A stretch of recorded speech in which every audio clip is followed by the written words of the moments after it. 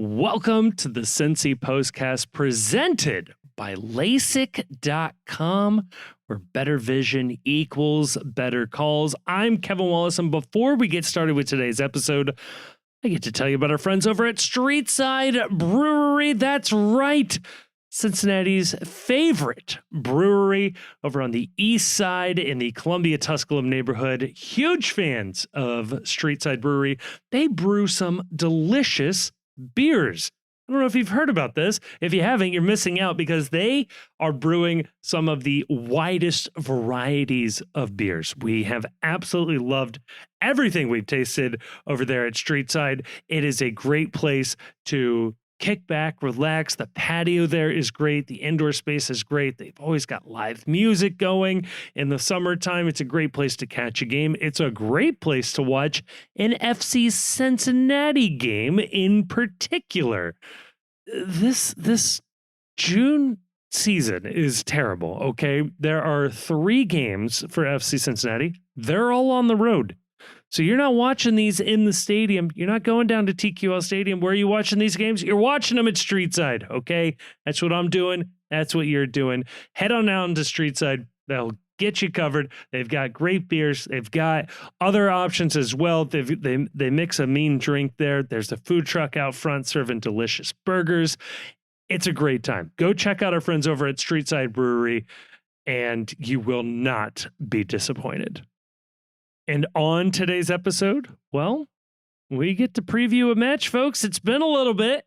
The movie reviews are done. We get to actually talk about a game. The New England Revolution host FC Cincinnati. We talk about that match. In part 2, we answer some Patreon questions. We talk about AI. We talk about Opie. We talk about the craziest, most expensive thing we've ever held in our hand.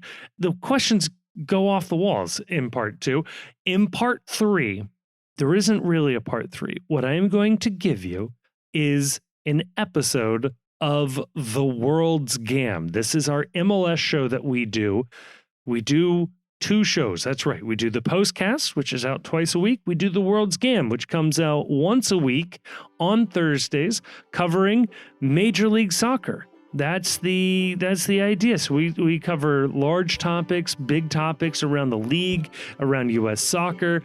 No national team stuff, although we dabble with it a little bit, but in an MLS context, we talk about the league. So we want this to be your second favorite podcast after whatever your local MLS team's podcast is. This, we hope, is your second favorite podcast. Put that all together, you get 2 podcasts for the price of 1.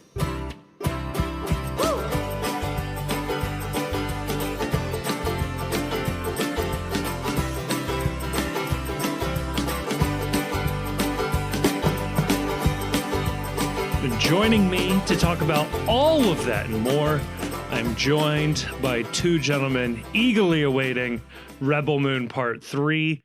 I'm joined by the Chief. I'm joined by Grayson. Actually, Chief, I have something to tell you about. I don't know if you're in the market. I don't know if you're in the market for a new video game, but I have recently become obsessed with a new one. It is called Blue Prince. Have you heard of this? I have not, but I also just recently purchased a Nintendo Switch 2. Ooh. So I've been joining the rest of the lucky few, learning how to rail grind in Mario Kart and wondering why you made an open world game with nothing to do in the open world. Far be it from me to question our Nintendo overlords, but it feels like they had a great idea and like ran out of money or ran out of time, or possibly both. Well, that's why they needed to charge you $80 for the game, Chief. Well, no. I got it as part of a bundle, so I got it on a discount there. Yeah. Okay, yeah. You dodged a bullet. Yeah, we're working smarter, not harder here. Well, if you decide to go for a artsy, I think it's an indie game. I think it's an independent developer. Fascinating concept. And Grayson, I can bring you into it with a concept, with a piece of this game. The premise is you have inherited a house from a recently deceased sort of bizarre uncle in the family, and his setup is this: you get to keep the house if in a timely manner you can reach the 46th room of the house.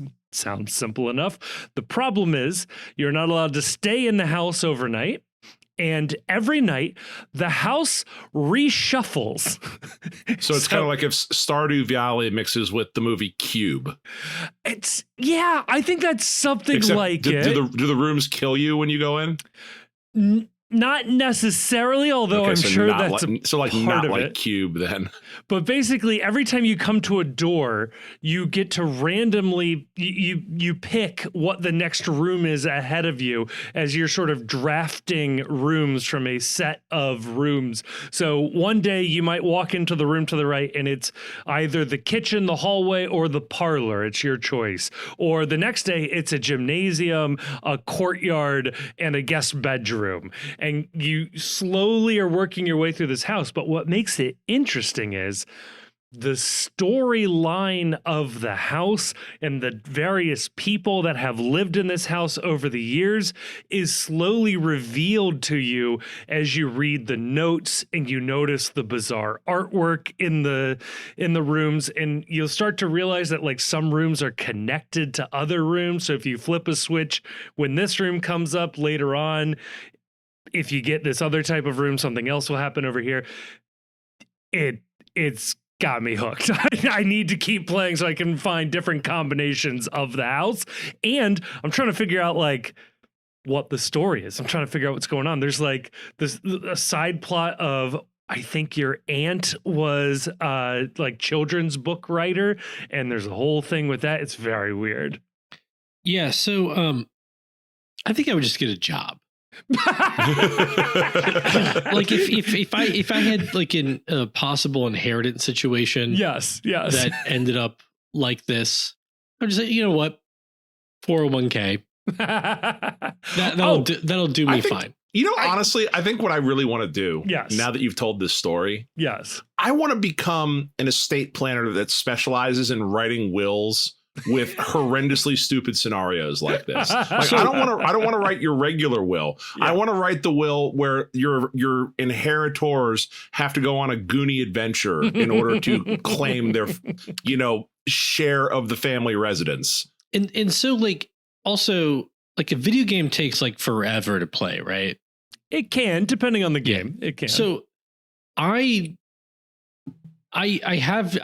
went to Sleep No More in New York some years ago, and it's kind of a similar situation, except you're in person and you're around other people.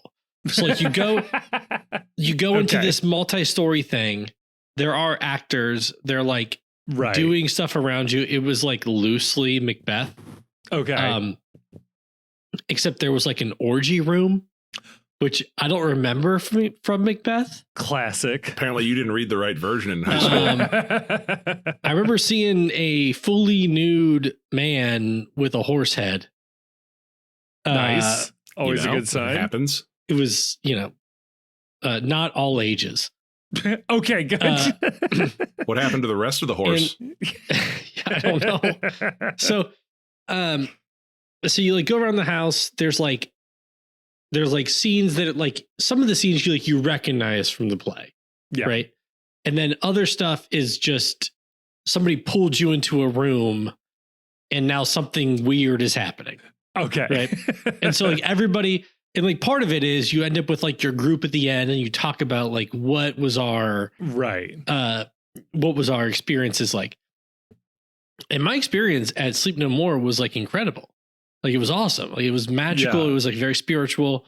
And then at the very end, this like woman like walks up to me and she's like grabs my hand and she leads me out into like a grand hall where the end is. Yeah. And she like deposits me against this post, looks me in the eyes, like leans in and kisses me on the cheek. And I'm like, you know what? This is very comfortable. And like it was like a very like nice, it was like a very, very, very nice experience. But that's what I was remembering when you're describing this video game, except like that was in person. Right. Right. And it was only like, I think it was like 3 hours. Like it didn't have to be 3 hours. And the other part of it was there was like a speakeasy that you had access to the whole time. That's so if you ever helpful. wanted to like check out of the thing, you just pop in and there's like a speakeasy situation going on. That's nice. Yeah. And so it was like a really nice thing, but it was finite. I like I'm that. also really enjoying that Grayson is advocating at this instance for the in-person experience with other people versus the thing he could just do by himself. Well, it's like I am pro communal artistic experiences. Yes. Right. Right. I don't want to have to explain why I got fast food. Like these are different things. So if you were going to pick a understand. video game, you'd be more of a Call of Duty guy then, communal experience. Oh yes, I guess. Yeah. definitely Fortnite. Grayson, Mario Kart. I'm pretty good at Mario Kart 64. 64. Two things with that. One, I view this more of like solving an incredibly complicated puzzle, which it is. Like I literally have a notebook where I am taking notes because I won't necessarily be able to reference, what was happening in that room every time. The other thing that I forgot to mention, your character in this is, I don't know if you're given an exact age, but you like dropped out of middle school. So like it's kind of all you got. So you're Dotto. You're very much the Dotto of the family. Yes. I'm more into video games where the plot involves you going to kill God. So that is shout out to the rest of my JRPG homies from the 90s. Yeah, contending with your sexuality and or killing God. It's only one of these two things. It's plot A or plot B. You just flip a coin at the start. Gentlemen, I love a little mid-season, off-season, but sadly, it must. Yeah. All good things must come to an end. So does Christian Pulisic.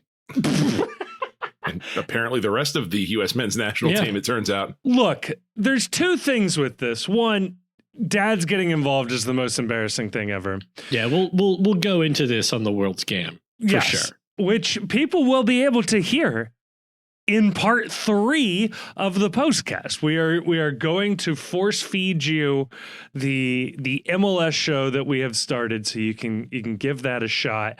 I've got thoughts and feelings about this. I love Landon Donovan. I know it's tough. So yeah, no, we've reached the end of our mid-season off season. I mean, we're still in the mid-season off season. There's 3 games this month. It's like it's kind of like the person in your office who isn't retired, but he's only coming in 2 days a week is where we're at right now. Yeah. Somebody who saved up a lot of vacation time is taking Thursday and Friday off for the next 3 months. Yeah. That's the FC right now. Yeah. So we're in this weirdness, but we do get to go on the road to Gillette Stadium this Saturday to play the New England Revolution, a nemesis of sorts for FC Cincinnati.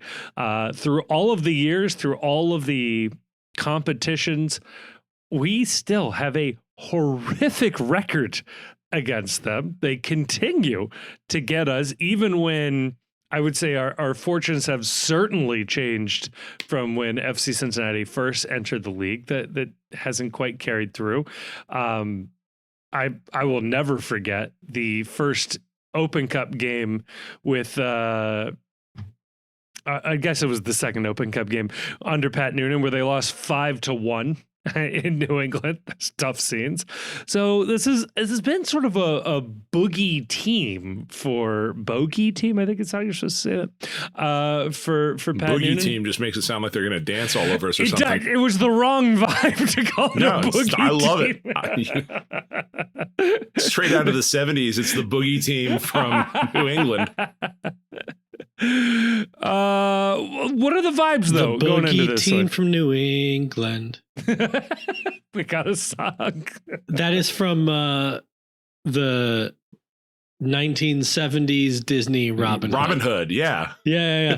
What do they call them guys? Is it the phony king? The phony king of England. Prince John, the phony king of England. Yeah. What a good movie. Yeah. What a good movie. People don't put enough respect on Sir Hiss's name as a all-time accompanying character in a movie. The scenes in, I believe, I think Robin Hood, Prince of Thieves, and Robin Hood Men in Tights both have like a scene of King Richard returning at the end.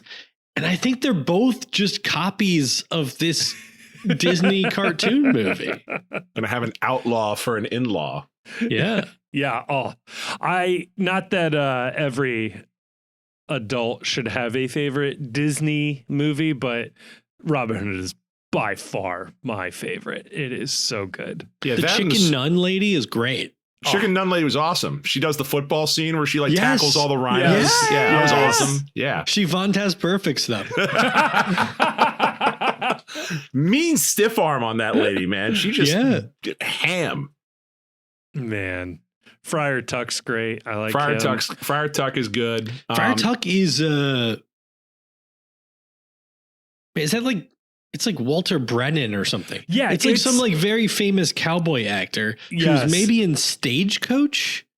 Well, Slim Pickens is one of the vultures, I think, in this movie. Yes. I was going to say the vultures are both great. Nutsy and that's the only one I can remember. Right. But one of them is Slim Pickens, who's in like a shitload of Disney movies, like of that era. Yeah. Yeah. He ends up voicing one of the robots in the black hole. Like he was just in everything Disney did back in the day. And the music is top tier. So good. Yeah. And that was before Disney was really doing the whole like musicals thing that they got back to in the 90s. But there were some bops in the Robin Hood soundtrack back in the day. Dude, yes. Friar Tuck was Buck in the 1939 Stagecoach. Wow. The movie that made John Wayne John Wayne. Wow. And he's in The Man Who Shot Liberty Valance. He was the bravest of them all. Legends. Another John Wayne movie, which if you haven't seen The Man Who Shot Liberty Valance, high recommend. Such a good movie. The Man Who Shot Liberty Valance is a hero, and he goes on to an illustrious political career. He shot Liberty Valance. And then apparently played Friar Tuck. There you go. Yeah. The Friar Tuck actor is not the guy who shot Liberty Valance. He's in the movie. John Wayne shot Liberty Valance, right? No, Jimmy Stewart did. Oh. We've all agreed. We all agree that Jimmy Stewart did it. That's the official position of the postcast.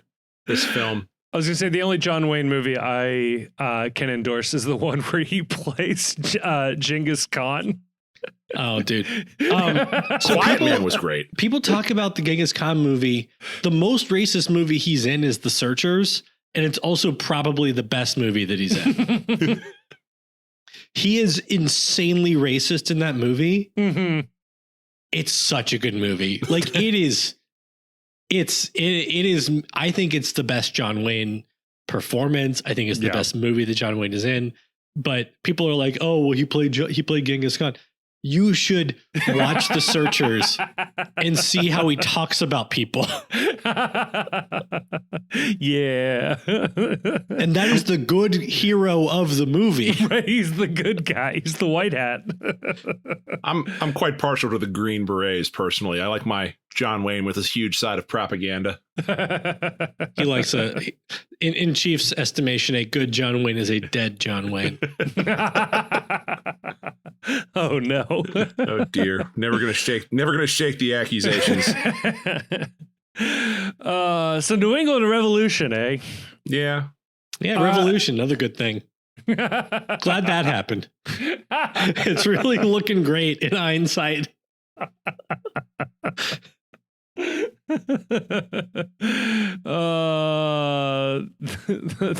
go ahead and recover from that one. I was going to say the New England mistake. The New England, so you say you want a revolution. Mistake on the bay. The mistake on the Atlantic. The mistake on the clam bake. Oh, now we're getting somewhere. They should go by the Clam Bakers. That would be an awesome nickname for a soccer team. That'd be a perfect nickname. What do they call themselves now? What is their The nickname? Revolution. Well, you gotta have, I guess that's it. Damn, it's terrible. We're the T-men. we're the revolting. We are revolting. Right, that's what the fans call themselves. They said we are revolting. We are the revolting. Knowing MLS's weird fixation with avoiding controversy of any sort, I'm surprised they didn't make their official position be it's more about spinning than it is changing of government. The New England, we'd really prefer a peaceful transfer of power. They call their supporter section the 360. They're always around. Hey, boo. Do we? So, all right. Let's think we're going to win? No, I'm going to put it this way. Is this a must-win or a can't-lose game? I think it's a gonna-lose game. Wow. I'm going to say it's a can't-lose game. I don't think it's must-win because I am willing and hoping to forgive them a little bit if we see something new. I'm okay with it taking a game to implement something new.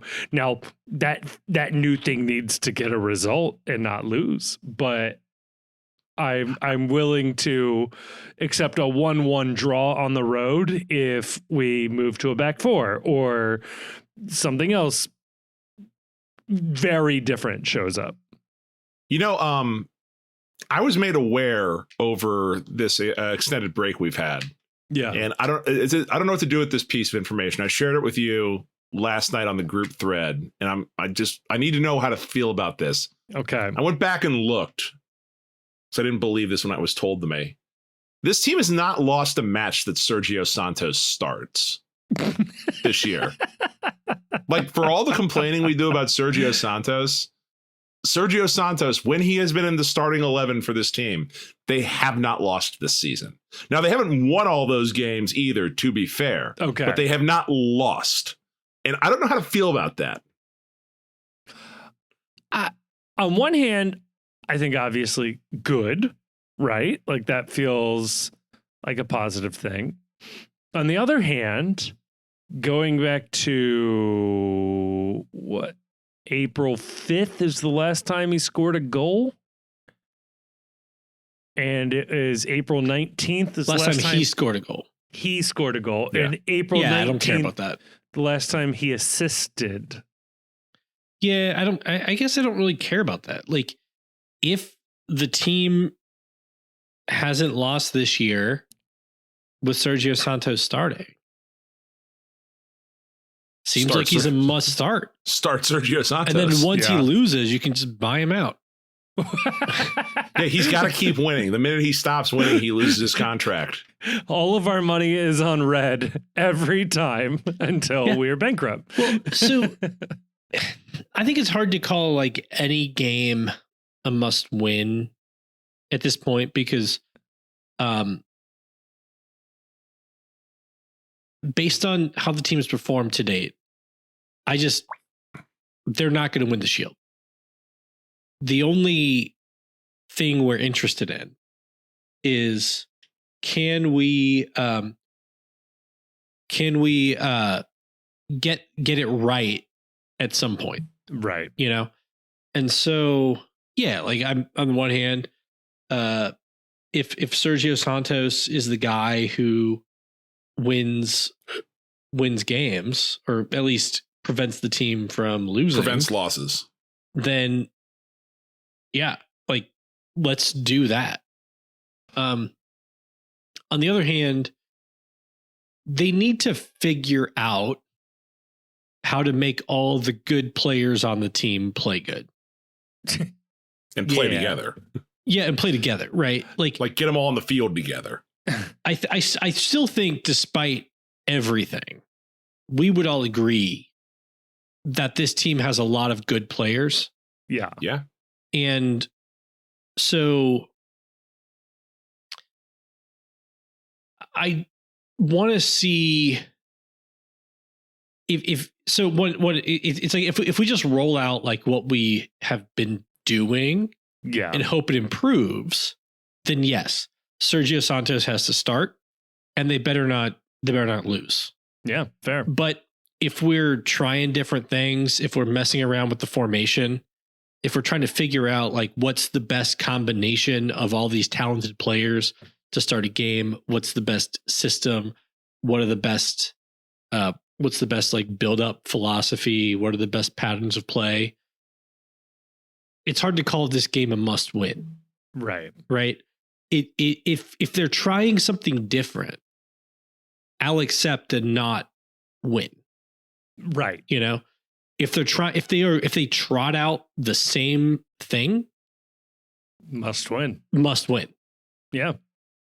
So, yeah, completely agree. Chief, the Santos thing is interesting because you kind of go one of two ways with it. Is it something Sergio Santos is doing specifically that nobody else on this team can provide?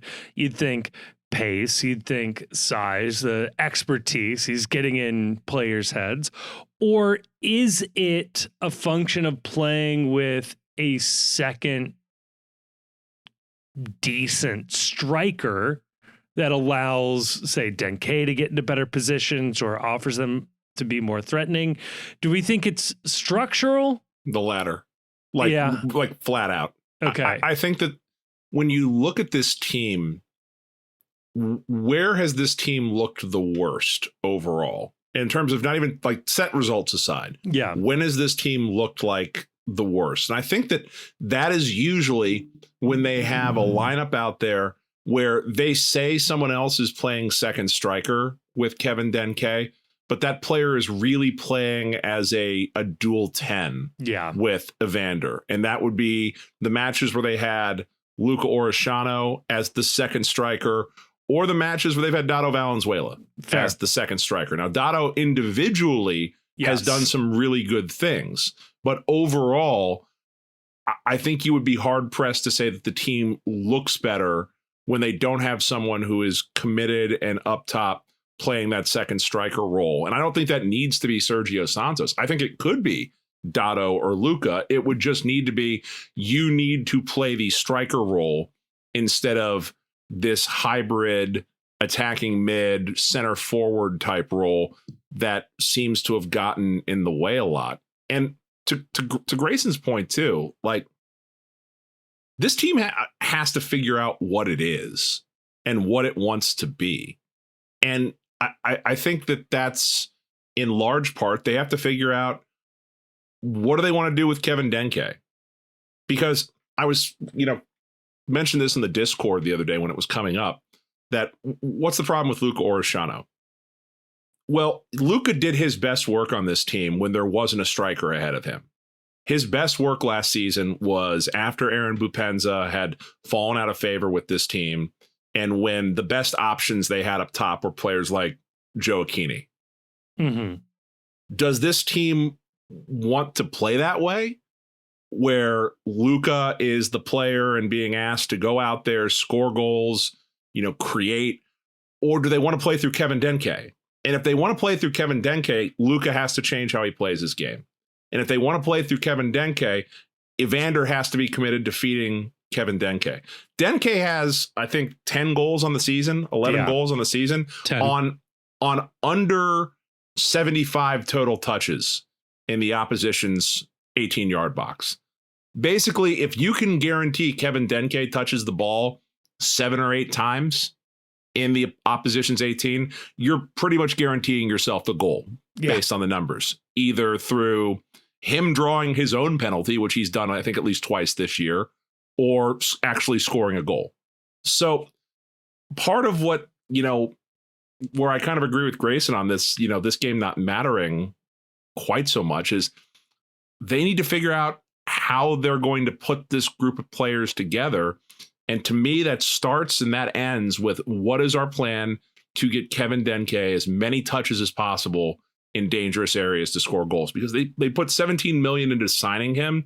He needs to be the center point of your offense. And if there are players on the field that cannot work within those constraints, then those need to be the people that you're looking at shipping out in the summer window. I have another thought about the game, and I'm curious how you guys think about it. So no Miles Robinson, Yeah. no Nick Hagland, and Miles is with the men's national team at the Gold Cup. Nick Hagland is injured from just total accidental, normal soccer play, and so the team has choices to make and how it wants to line up defensively. And so then let's assume, because we haven't seen anything to think otherwise, that they're going to line up with 3 center backs and 2 wing backs.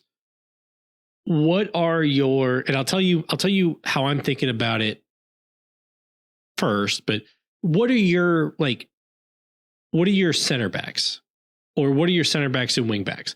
Because my thought is, okay, like our best, like we're missing at least 1 or 2 of our best defensive players. Teenage Hadebe has been, I don't know, unconvincing. Yeah. As at left center back, although he's come in challenging circumstances. Yeah. He's had to come in as like an injury sub early multiple times. And so he missed a huge chunk of time too. Right. He also missed time with injury and stuff. And so I'm not holding this all like entirely against him. Yeah. Okay. But let's just say like he hasn't nailed down like he's a must start at left center back, whether it's his fault or he's had tough circumstances is, I think, a fair question to ask. My thought is, if we're gonna have to roll without like Miles and Hagland for a while, maybe the play, while we're trying to figure out like build up an offense, is like Angle at left center back, Miazga in the middle, and then like Yedlin at right center back, or like Flores maybe, right? Yeah. And we're thinking like we're putting like ball players over defenders. Yeah. You know? And so we're trying to figure out like maybe we'll give up something defensively, but we're trying to figure out how to like hold possession, how to have positive possession, how to be dangerous in possession. So we're going to put more guys out there who are better at playing with the ball than necessarily like pure defenders. I don't hate it.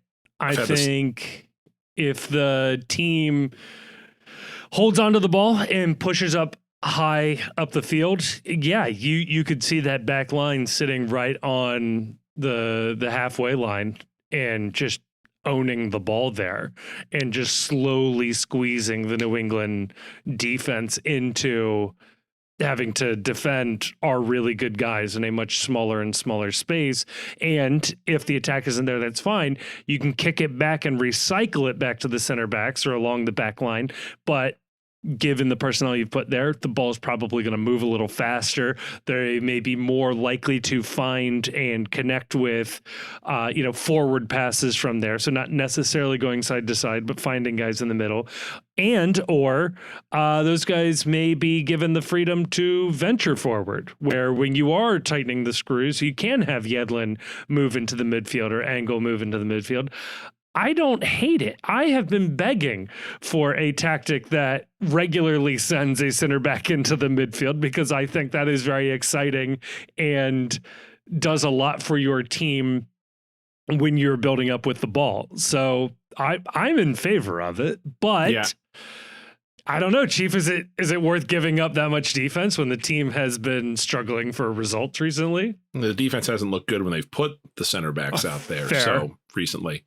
I'm with Grayson. I don't know that I would be willing to fully commit to a back three of Angle, one center back, Miazga, and Yedlin, but I absolutely believe one of either Angle or Yedlin should be one of the 3 starting center backs on this team. I would lean towards DeAndre Yedlin just because I've seen him play center back a little bit for this team, and I think that he has the chops for that.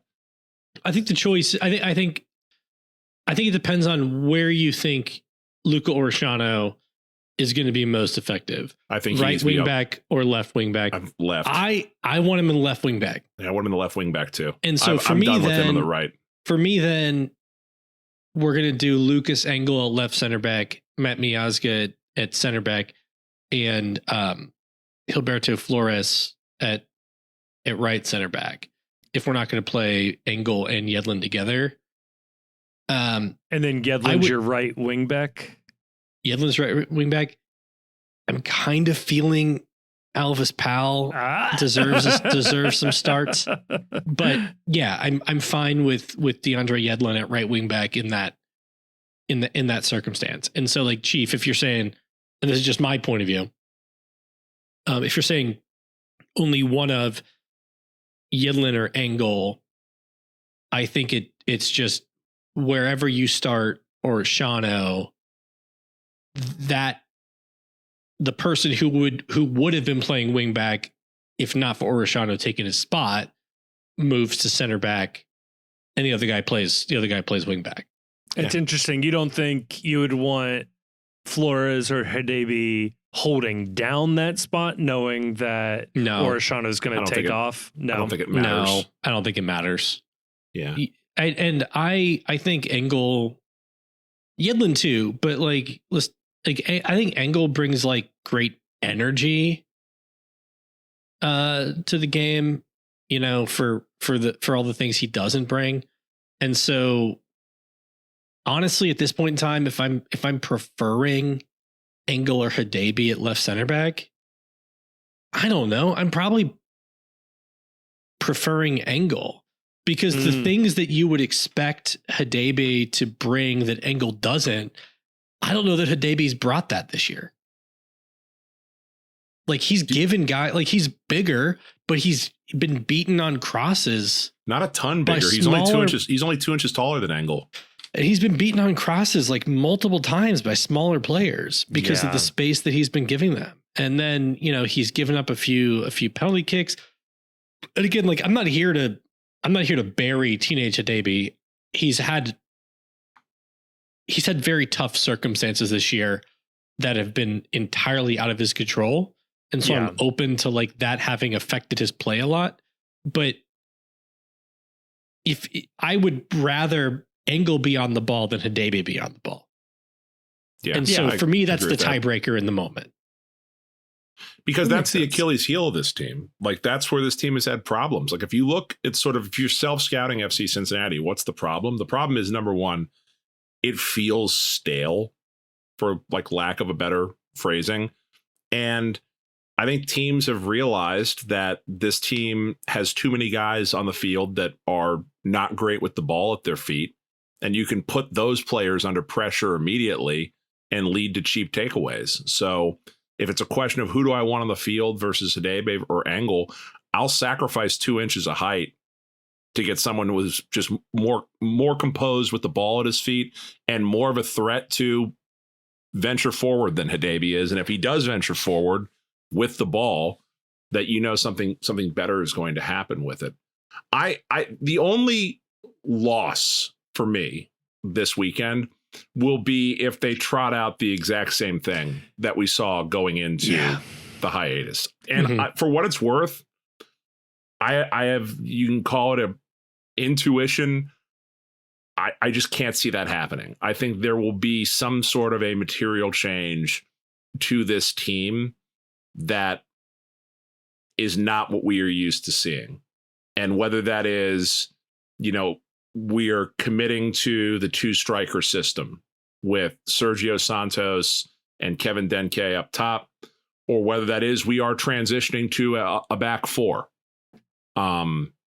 Something will be different about this team, I think, when they take the field against New England. And it won't simply be something that they are forced to do because Hagland is injured and Miles is off getting, along with his buddies at the U.S. men's national team, getting worked by the Turkey and Swiss combination. Yeah. I mean, a pretty good sandwich when you think about it that way. It's a shit sandwich if you're a fan of this team. Yeah, I guess that was going to be my question to you, Chief, is do you think we actually see something different? I'm glad you are feeling positive about that. It has to. Right? It has to. And it has to for this reason, is that you're playing 3 games on the road right now. Yeah. Something's got to be different, because at the very least, if you try something different right now and you're doing something different right now, if you lose 2 of the next 3 or even all 3 of the next 3, but you're doing something different, that's understandable. Okay, this team's working through some stuff. It's working through some changes. I'll live with that. I'll be mad about it in the moment. I'll be mad about it like the next morning. But overall, when I calm down, it'll be okay. It's like, we're out on the course trying to find our swing. We're not trying to win the US Open. You go out there and you drop games just running the sword formation out there again, then you're going to find yourself real quick wondering, okay, all of a sudden those conversations that were too early to have, you're going to start having some conversations if this team comes out on a losing streak, just doing the same thing over and over again. Yeah. It'll be harder to make those changes, I think, coming off, there are 3 matches without a win. You run that to 4 or 5, it's going to get a lot harder, I think, to make the changes you need to make and still get buy-in for it. Yeah.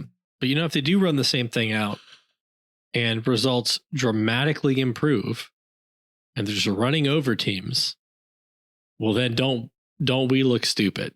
I mean, it's not going to take that to make us look stupid. I know, but that would be so funny.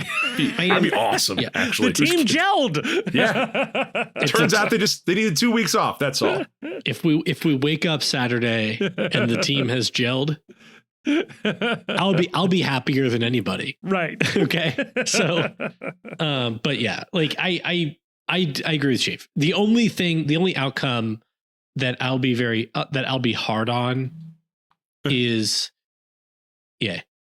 if they roll out like the same kind of formation, same kind of players, and they get basically the same stat line that they've gotten to date, because that's not, man. I'll start to question, like, what are we, like, what are we trying to achieve at that point? Because it's like we had the 2-week break. I know that they gave the players, it's so funny too. And I get players are human and any breaks, but it was always like so funny where it's like, there's a bad result, they get a long time off, and the first thing it is everybody just gets a vacation.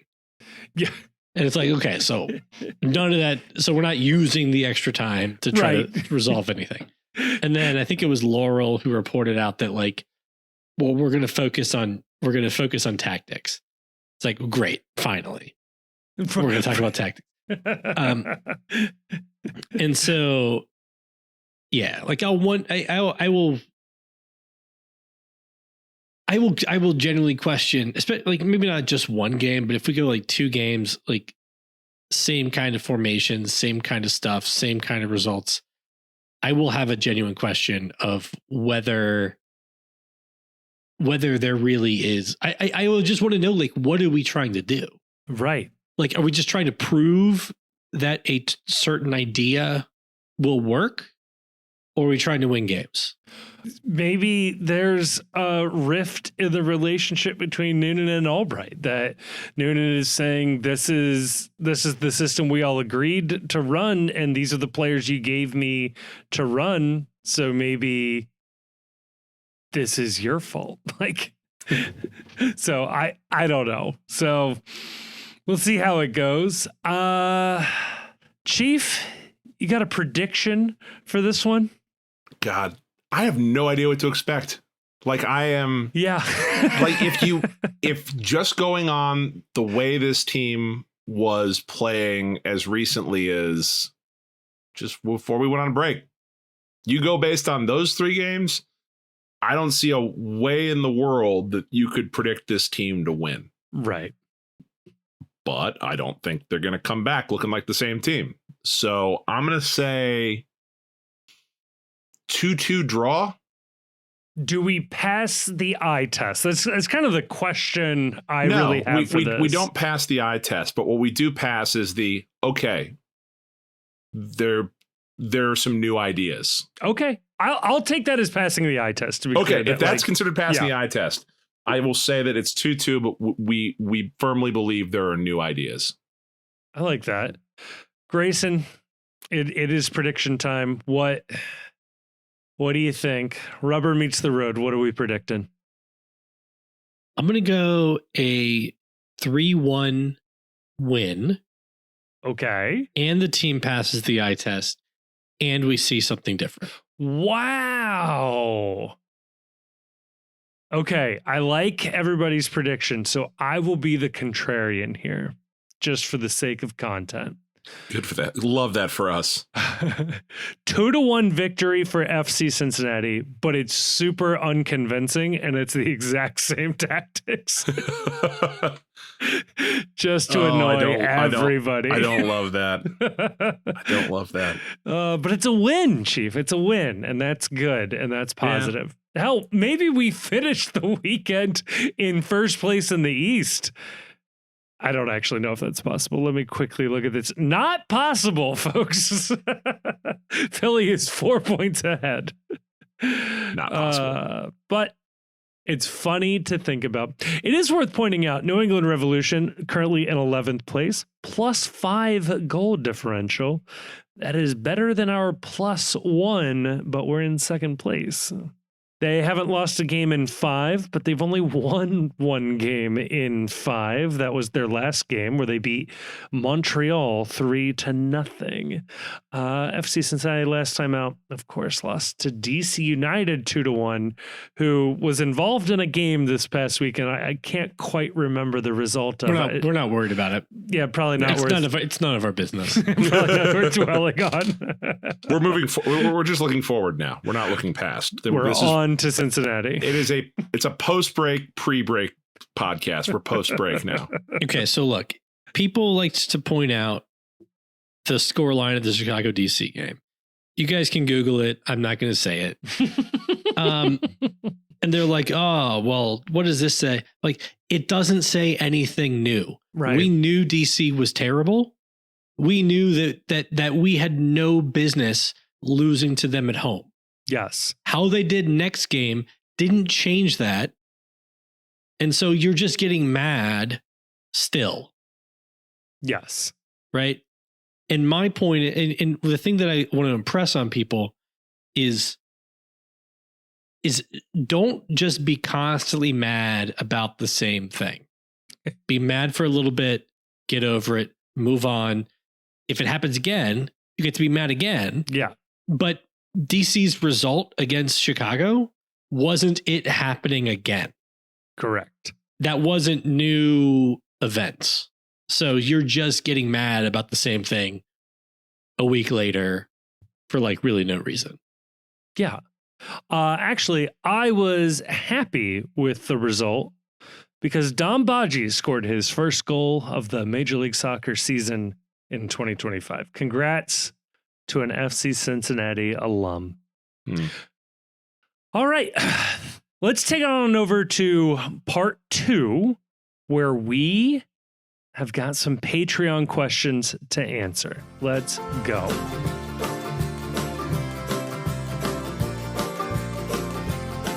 All right, we are back with part 2. This is where we pay our debts, okay? This is where people have paid $2 a month to financially support the show, emotionally support its hosts, and in exchange emotionally support. It's very important. $2 at a time. It's all I need. Ideally, just more than one person, but I'll take what I can get. You get your name in highlighter pink on the Discord, and you get to ask a question that is read and answered on the podcast. We have questions for June. We have not answered any questions in June because the May questions took forever because there was like 6 1,000 games in May. We had a ton of things to say about Rebel Moon Part 2. There was a lot going on. There was a lot going on in that movie. In my head, we were going to do Patreon questions, but we went so much longer than I thought. It's too bad the Patreon questions weren't also about Rebel Moon Part 2. 2 birds with one stone. There is one that is kind of related to it. All right, let's rock and roll. Let's go with that one. Brock Burmel asks, will AI be the death of humanity? Yes. Probably, Ooh. Yeah. On purpose or accidentally? Accidentally. Doesn't matter. That's an interesting perspective. Yeah, I'm a big fan of the gray goo apocalypse scenario. I know part of this is marketing, but everybody that's like in the AI game is like, yeah, this is going to destroy humanity. We just got to be really responsible with it. And I'm like, okay, man, like, yeah, if you think it's going to destroy humanity and you just keep doing it, it doesn't matter if it's on purpose or an accident. It's on purpose. No, you don't understand. You don't understand, man. You've got to build the AI to ask the AI how to stop AI from destroying humanity. That's an interesting idea. if I ever come face to face with Roko's basilisk, I'll just be like, wasn't me, man.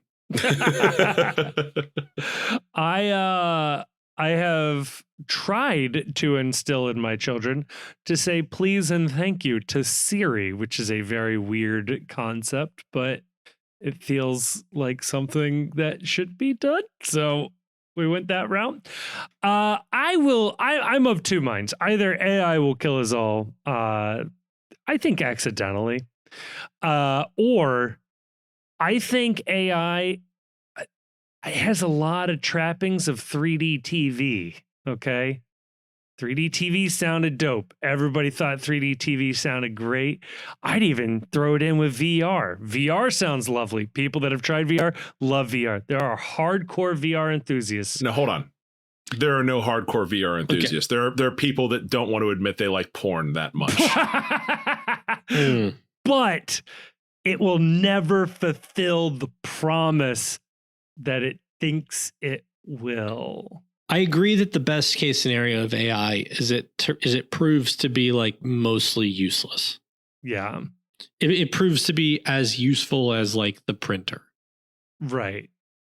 Because whether it destroys humanity or not, if it does, like, as people keep saying, like replace like whole sectors of human employment, then we're just going to be like a species of Grubhub drivers.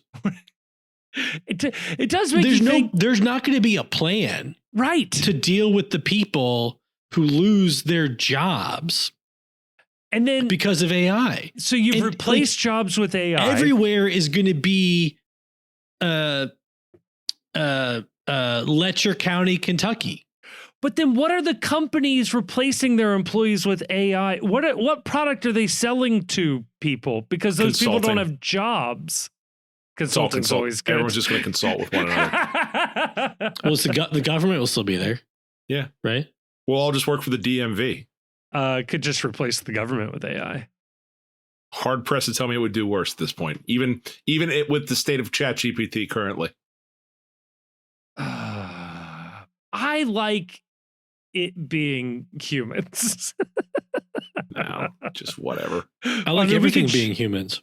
We could roll dice to determine, like tax brackets. Here's the thing. Okay, let's say you can genuinely replace human labor at large scale with AI.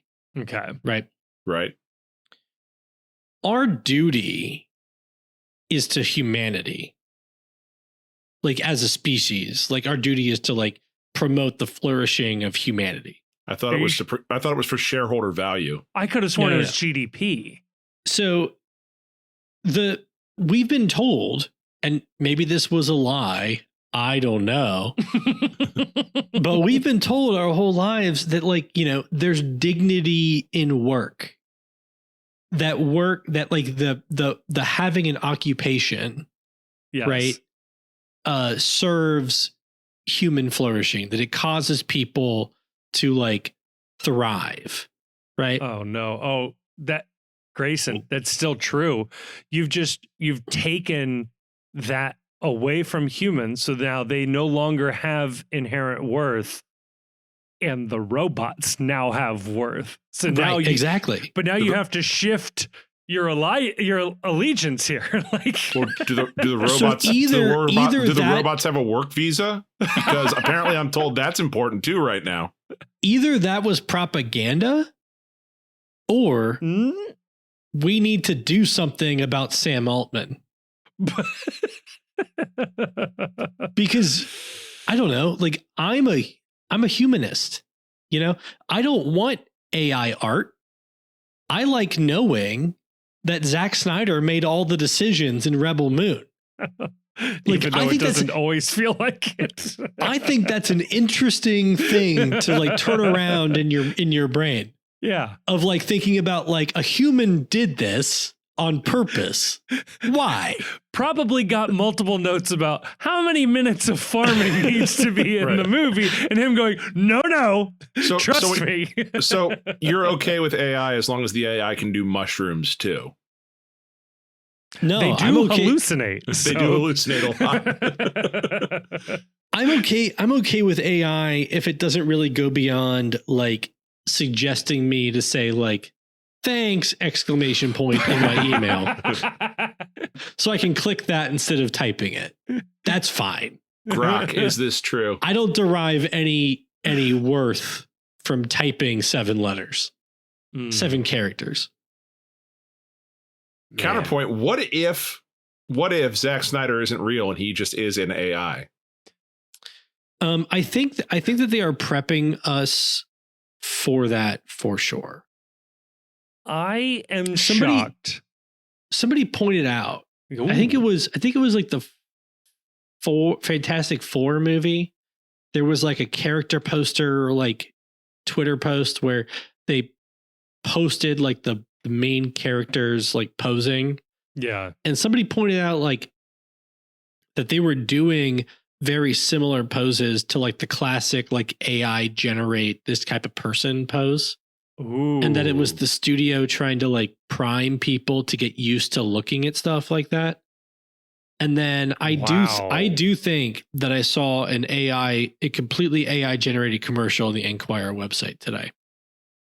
And so I think they're already trying to get us used to it. And I think you gotta stay vigilant, people.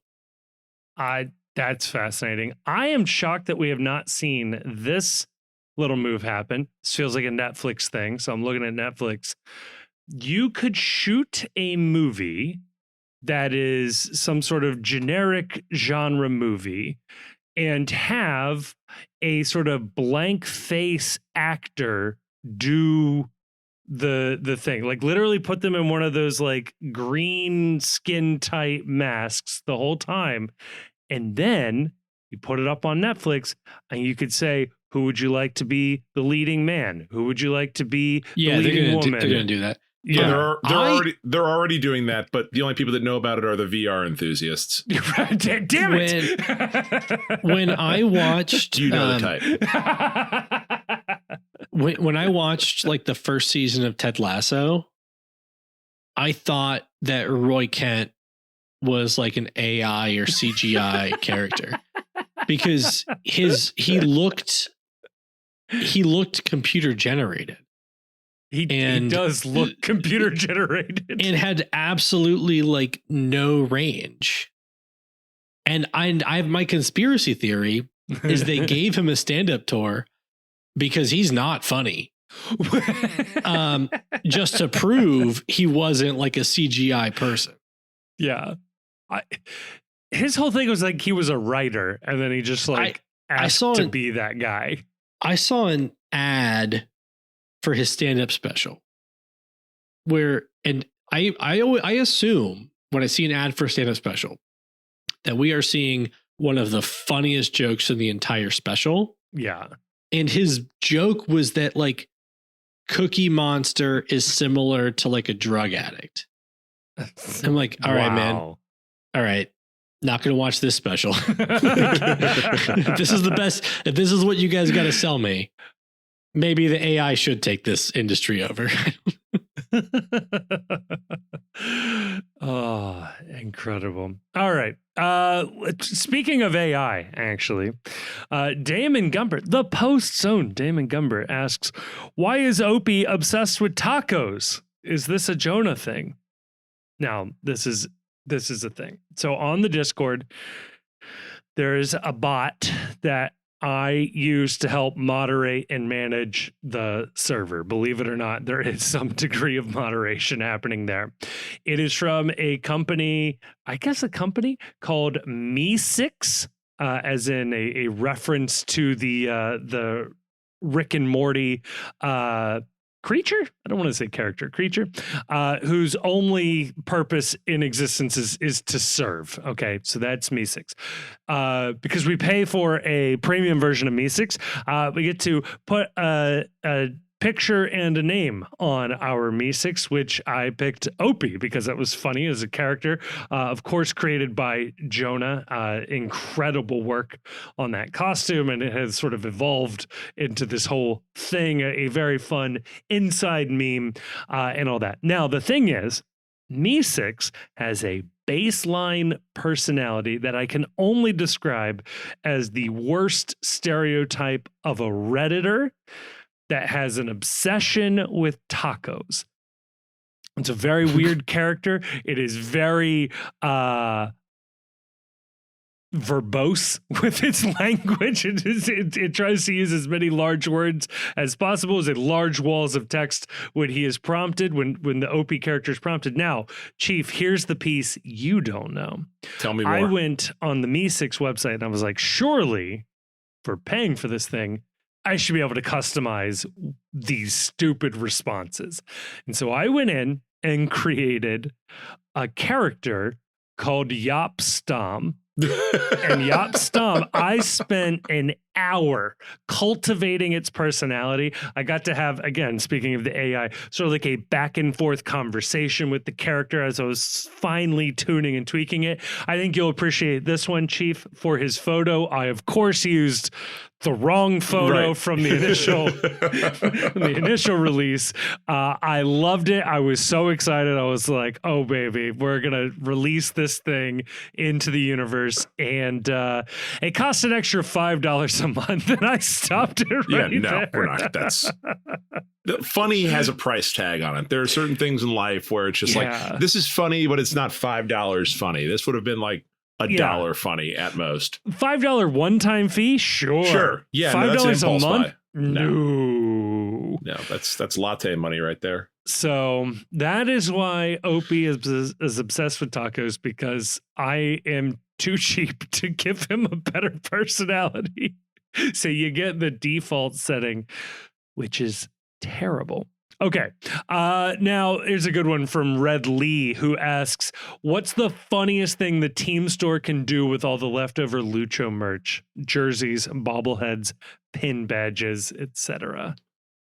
They should sell them for $10, but also include the very, very homemade looking nameplate that has Evander written in like Sharpie marker over the back of them. Oh. Yes, that's exactly right. I like that. Man. I think that's the right answer. That's very funny. Yeah. Maybe it's not funny, but I think it would be an interesting way to sort of get FC Cincinnati into the culture. Donate it all slowly all around the tri-state area to Goodwills and to consignment shops and things like that. And just super cheap, authentic Lucho Acosta jerseys are all over Cincinnati. It will pop up in the weirdest places and it'll be very fun. I've got an idea. You can take them all, box them up, ship them overseas in some type of charitable thing. Maybe put them on a boat. Yeah. They put Jeff Birding on the boat for charitable reasons and bring them to Gaza. Just see what happens. Just float on by and see if they let you in. Yeah. Well, it's just Lucho Acosta jerseys. Right, yeah. Or I mean, you could do the same thing It's too. me, Jeff. Take a box of Lucho jerseys and try to trade them in some undisclosed country overseas for the box of Super Bowl losing T-shirts that get sent over. You know what they should do? They should do like some type of reality show where you give a guy like a box of Lucho Acosta jerseys, and you're like end up with a car. Yeah, right. I've always wanted to do that. This is what you're starting with, a box of Lucho Acosta jerseys. Let's see if you can eventually do enough trades to like turn this into a car. I want the barter gone wrong stories where like you start with a paperclip and you ended with a dirty napkin. Like you went wrong somewhere along the way. Also, I realized the actual funnier answer is everything I said about donating it to Goodwills and consignment shops, but in Columbus. So that's funnier. There you go. That is funnier. Thank you. Okay. Andrew Prentovic asks the question of Away Days fame. Andrew Prentovic. Like and subscribe on YouTube. Leave a comment, review. Yes, please. He asks, what's the best burrito around Cincy? He suggests mine are from the Comet in Northside or Comet's Me good. Burrito in Westchester, but always looking to try new places. Can I give an RIP in peace in this spot to Habanero in Clifton that closed after like 25 years in the business? Yeah. Sad. Left a void in my heart. Place ruled. Got me through a lot of got late nights right after got out of grad school when I didn't have a lot of money. Yes. The tacos there in particular. The best burrito is a chimichanga. That's accurate. But the best non-chimichanga burrito, I'm gonna go with the with one of the deluxe burritos from Skyline. Whoa. I dig it. I don't get burritos. Controversial. I don't get burritos at Mexican places. I think there's better things to get. But you know, getting one of the burritos from Skyline, I think it's a great way to switch up your order if you're like me and you often end up going to Skyline twice a week. The burrito at Skyline, like a deluxe burrito, is very funny because it's like a salad. You get lettuce, you get tomato, you can got onions. But they just put all of the ingredients of the burrito on top of the burrito and not in the burrito. No, because you get either beans or more chili inside the burrito, depending on what you order. Okay. There are things inside the burrito. Okay. What you can do though is you can just eliminate the tortilla entirely, and it's a Southwest salad at Skyline, and it's Southwest chicken salad, and it is phenomenal. If I tell my waitress at Skyline that I want a Southwest salad, Southwest chicken salad. I don't want chicken. We'll get chicken. It makes it even better. No, I want. There's your first mistake. I want chili on it. Well, the Southwest salad comes with the black bean mix. Well, the deluxe burritos come with chili on them. Oh, we'll just order the chili deluxe burrito salad. It's like I'm sorry. I didn't realize I was talking to like newbies here.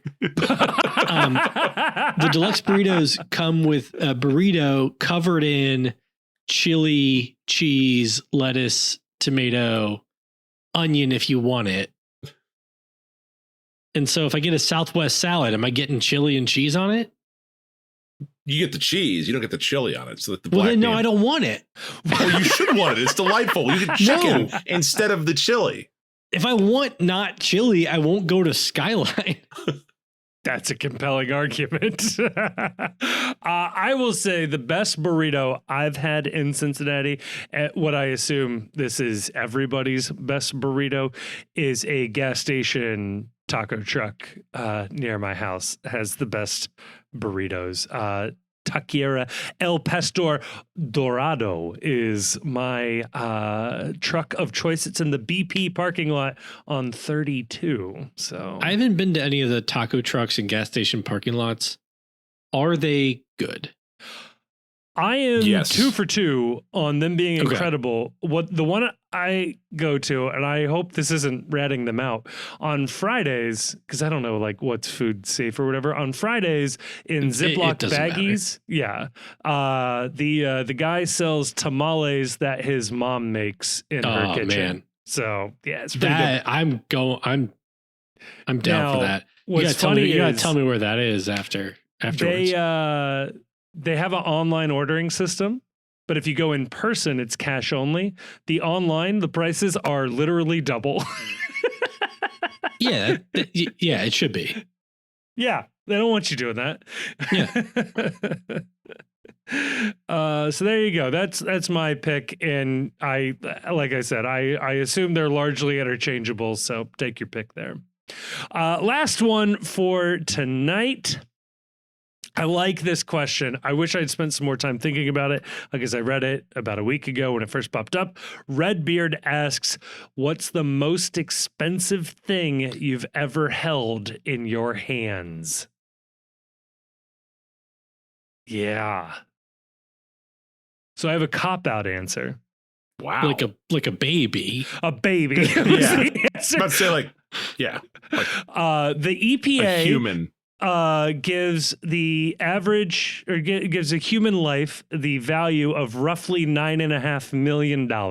So when you're trying to assess damages, to some disaster, a human life is worth about $9.5 million. So that's probably my starting point. Held in your hands, like a car key is not the answer, right? What if you shook hands with Joe Burrow? Doesn't count. You didn't cradle Joe Burrow. Yeah, but that hand is worth a lot of money. No, you have to cradle, because the hand without Joe Burrow attached to it is useless.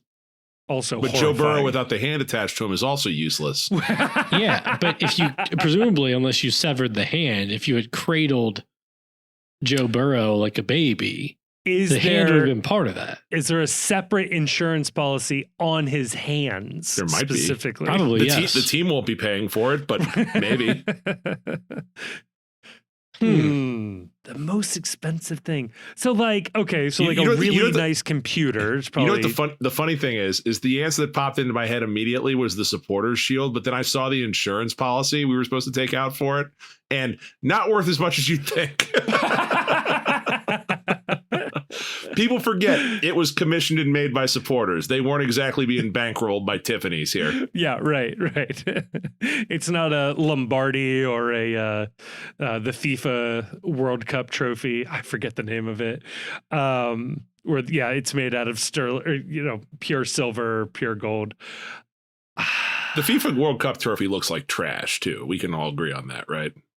So the original one was lost, which is why they ended up with the one they have now. But Chief, you'll be happy to know that once a team wins it 5 times, it is retired. That is the rule they came up with. So we might safely say the United States will never retire a FIFA trophy. Not while we're alive. No. I guess I know I've handled some very expensive things. It's just I'm having a total mind blank. I have an actual answer. I just popped into my head.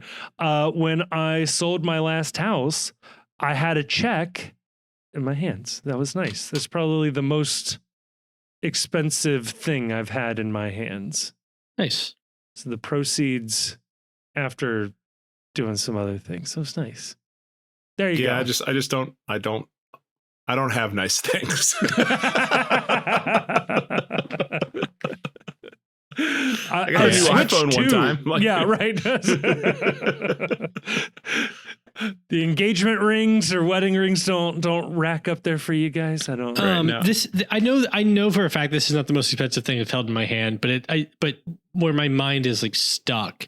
Yeah, is I was at my buddy's apartment one night in grad school, and his roommate came back, who was also our friend. And he had just been at the casino in a neighboring state, and he walked in with a brown paper bag, And in the brown paper bag was like $65,000 in cash. Casino out of state. Right. That he had, supposedly won at the casino. And then so all of us who were there, we just like took pictures holding like the stacks of cash. Just like looking like a No Limit album cover. Yeah. So there you go. Damn. Yeah. Well done. Well, there you go. That'll do it for the Patreon questions for today. And that'll do it for the postcast for today. But that is not the end of this episode. We are soldiering on. We are off to record the other show that we do, and I am putting it in your feed as your part 3, okay? The World's Game. This is the MLS show we do. You'll notice it has a nearly identical vibe, okay? But we cover more larger picture topics with the league. We do talk about some of the other teams, and we talk about some of the other players and things like that, but not so much. It's just a lot of like larger picture issues with the league that, in theory, any fan of any team could enjoy and participate in. So that will be your part 3.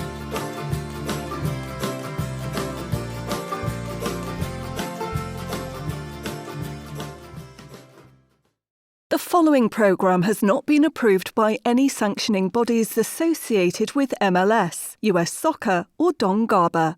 It is not intended to replace actual informed opinions from soccer experts. Side effects may include propensity to spout bad takes, excessive use of salary acronyms, and a longing for the return of running penalty kicks. The World Scam is not responsible for increased enthusiasm for Major League Soccer after listening. Enjoy at your own risk.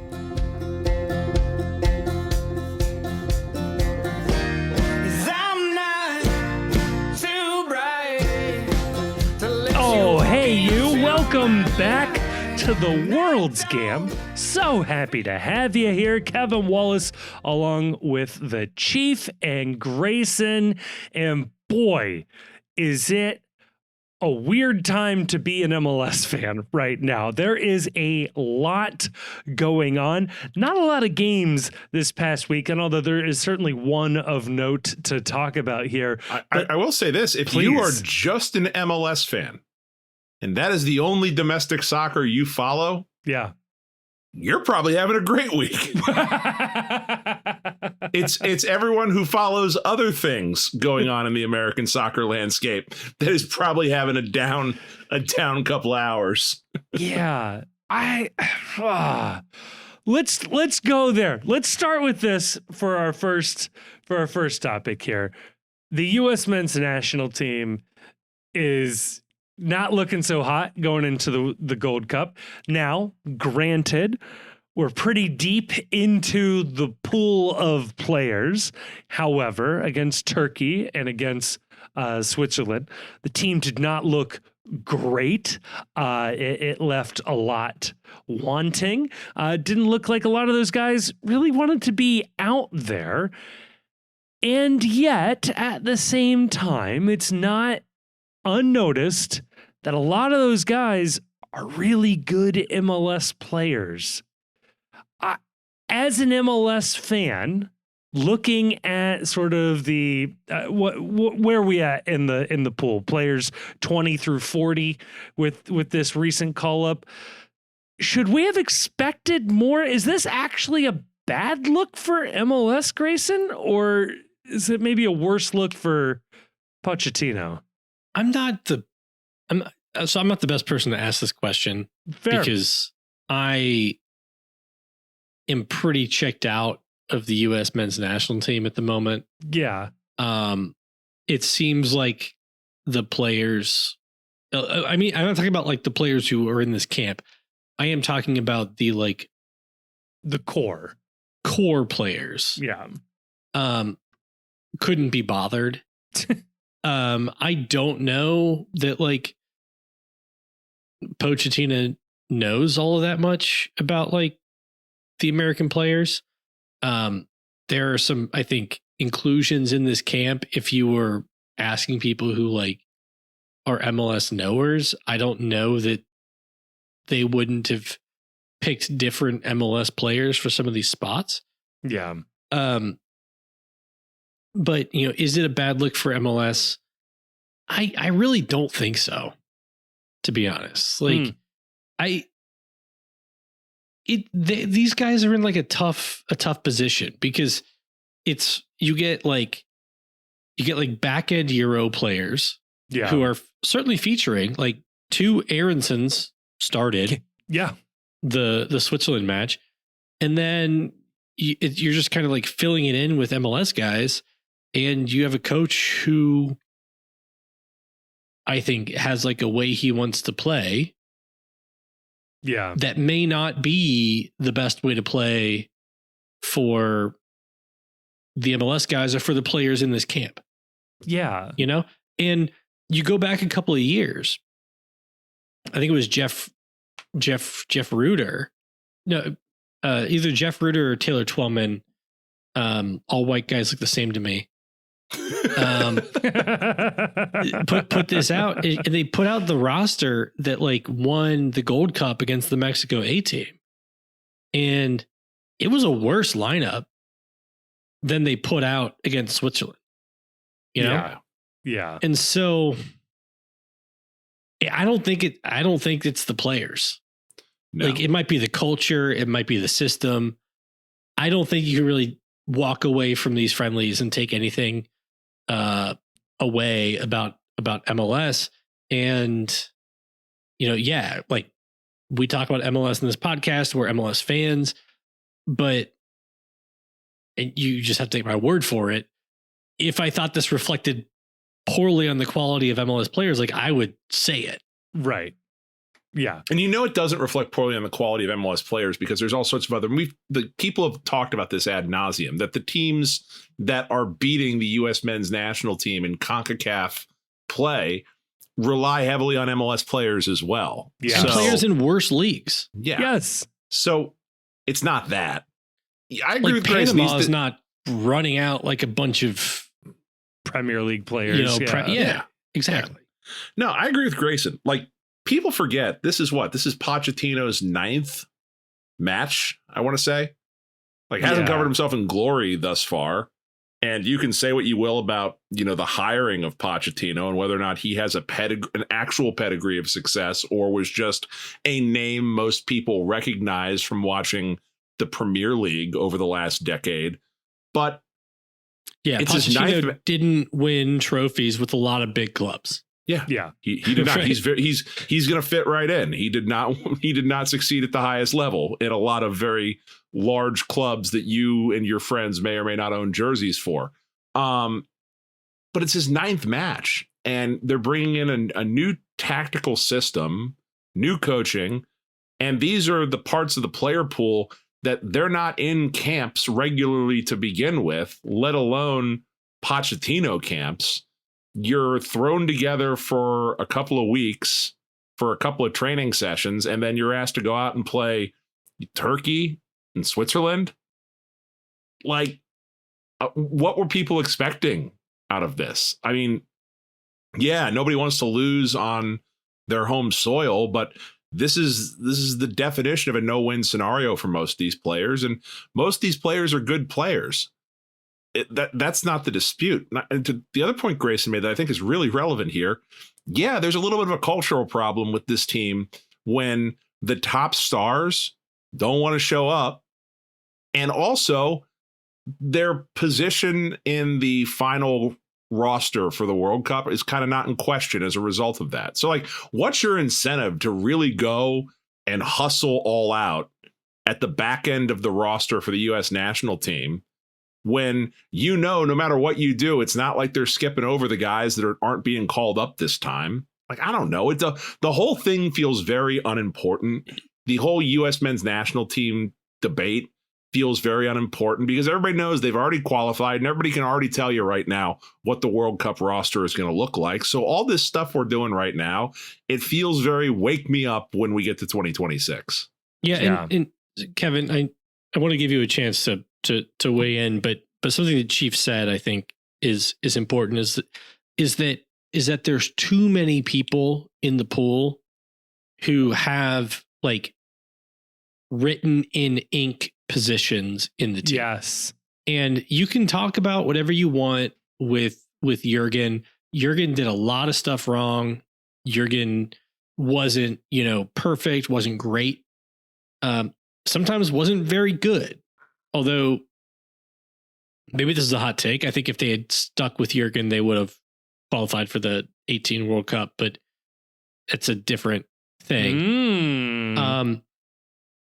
When Landon, who I think we'll probably touch on. I was going to bring him up if you didn't. when Landon took a sabbatical, Jurgen ultimately left him off the team. Yes. And if there was anybody in the pool at the time who should have had a safe spot in the roster, it was Landon and it was Clint Dempsey, right? Yeah. And like those were the guys who, if you were like, who's the best player, you would have said one of those two guys. Yeah. Right. And like, who do you have to take to the World Cup? You would have said one of those two guys. Yes. But if you hear Clint Dempsey talk about it, and I saw in whatever his podcast is he does with the Paramount Plus or CBS Golazo people. Yeah. I think he even said this to Landon straight away, was that Clint thought it was reasonable to leave Landon off because he hadn't done the work with all of them to like qualify and to go to travel to random CONCACAF places. And in recent days, I think Landon's gotten more headlines for his criticism of Pulisic for skipping the Gold Cup this year. And a lot of people have said, well, you also took time off. Yeah.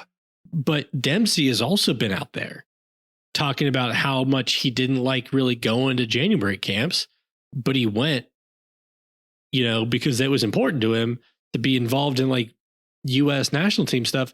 And I haven't seen anybody like it seems like the people who are defending Christian's choice to skip the Gold Cup have been really focused on Landon. Yeah. Who Landon took a sabbatical 2 years before. Right. I think 2 years before the World Cup. It was like 2012 and 2013. Yeah, it was like 2012. He took it. And it was a 2014 World Cup. And Christian is taking his break in the last competitive matches before a domestic World Cup. And so I do think, whether you think Landon's the right messenger or not, it's different from what Landon did. But more, I think more to the point, everyone seems happy to say like, oh, Landon's being hypocritical. Landon is not the right person to say. Nobody is responding to Dempsey. Right. Who has Nobody brought can. Who's Who's going to respond to Dempsey? And Dempsey has brought the same criticisms, And so I think it's fair to call people out for this. And Kevin, you're 100% right. Or Chief, you both, I think, have made the point, but like, yeah, there's nothing to play for. Like, none of these games matter. Right. But the chemistry of the team matters. The form of the team matters. Figuring out the system matters. Figuring out the best 11 players who aren't Christian matters, or the best 10 players who aren't Christian matters, so, I think they're in a bad spot. It's got nothing to do with, Max Arfson being in the team the other day. Yeah, I'd agree with that. The funny thing about the Donovan criticism is people are trying to have their cake and eat it too. You can't say, oh, well, Landon, you don't get to say this because you took a sabbatical. He lost his position. Yeah, he got left out of the World Cup. He got heavily criticized for the decision. Yes. Landon was also in his 30s. Landon was also winning MLS, MVPs and titles, and then going and playing in the Premier League during the off season. My man literally had no off seasons. Landon had played in 3 World Cups at that point. Yes. He had been picked in. He had made a quarterfinal in 2002. And he was picked I think he was picked young player of the tournament. Yes. Yeah. In 2002. He was also the great white hope for this team forever. He carried the dreams of American soccer on his back to Everton back when there was one guy playing in the Premier League and one guy that you could name playing overseas. He did the Algeria goal. Yes. What I will say is I think this is going to piss some people off, but I think if you're going to do the Trump dance as a goal celebration, you can't be sitting out international competitions for the national team. It does call into question the old patriotism. Perfect transition, Grayson. I don't know. I don't know if you've seen some of the news recently in Los Angeles, but things are getting a little testy out there, and as a result, LAFC and its supporters section and the team went on to make statements. This was, I think, super interesting. It also plays into a larger issue, or I guess a topic, that Border Patrol and ICE are going to be a part of stadium security for the Club World Cup match in Miami. It does appear that is the only match they are intending to do this, although I will say... How would you know? They drive around in unmarked cars and putting masks on their face. Yeah, I was going to say it's the only one they're publicizing that they are being a part of. LAFC, the supporters section, had a banner up that said "Abolish ICE." It was a silent protest. It was largely empty, and then the supporters that were in that section did not chant, did not sing, and LAFC released a statement, but basically saying, LAFC is for all, and they want everybody to feel safe. Yeah, I have the whole. Please, thank you. I was desperately searching for it over here. I'm glad you have it. I think it is a little better than you think, and I think that the release of a statement at all. I am 100% astonished that they did it. Also, I saw, according to Twitter, they were featuring people's signs on the big screen at the game, which I think is also a statement. So here was the statement the team put out on social media. LAFC believes that the true strength of our community comes from the people and cultures that make up the tapestry of this beautiful and diverse city. Today, when so many in our city are feeling fear and uncertainty, LAFC stands shoulder to shoulder with all members of our community. And yes, it's anodyne. Yeah. Right.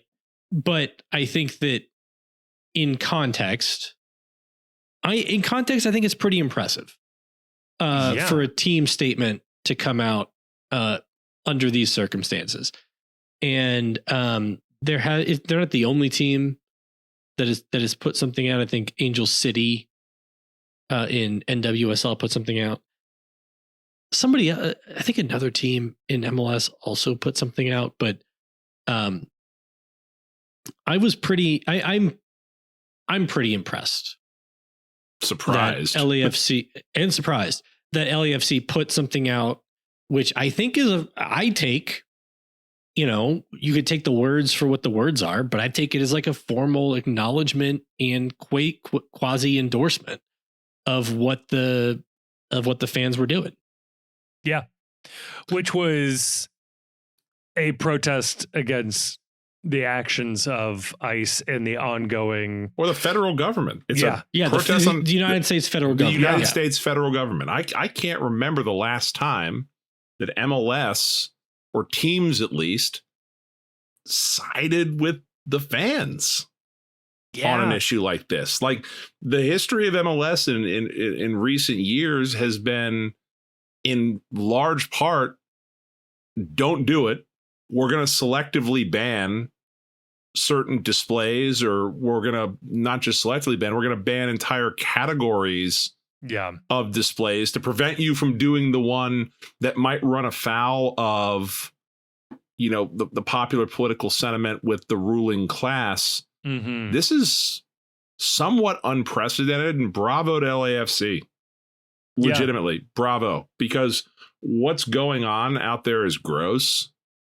And there's a lot of people hurting as a result, and the escalation seems designed to provoke a desired response by certain people, and good on them.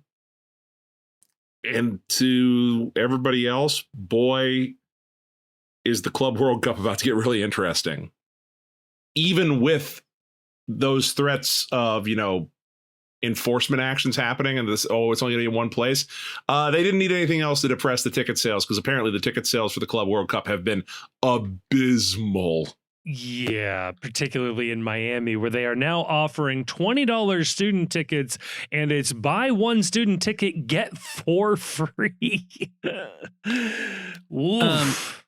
Here's a tweet I just saw. Please.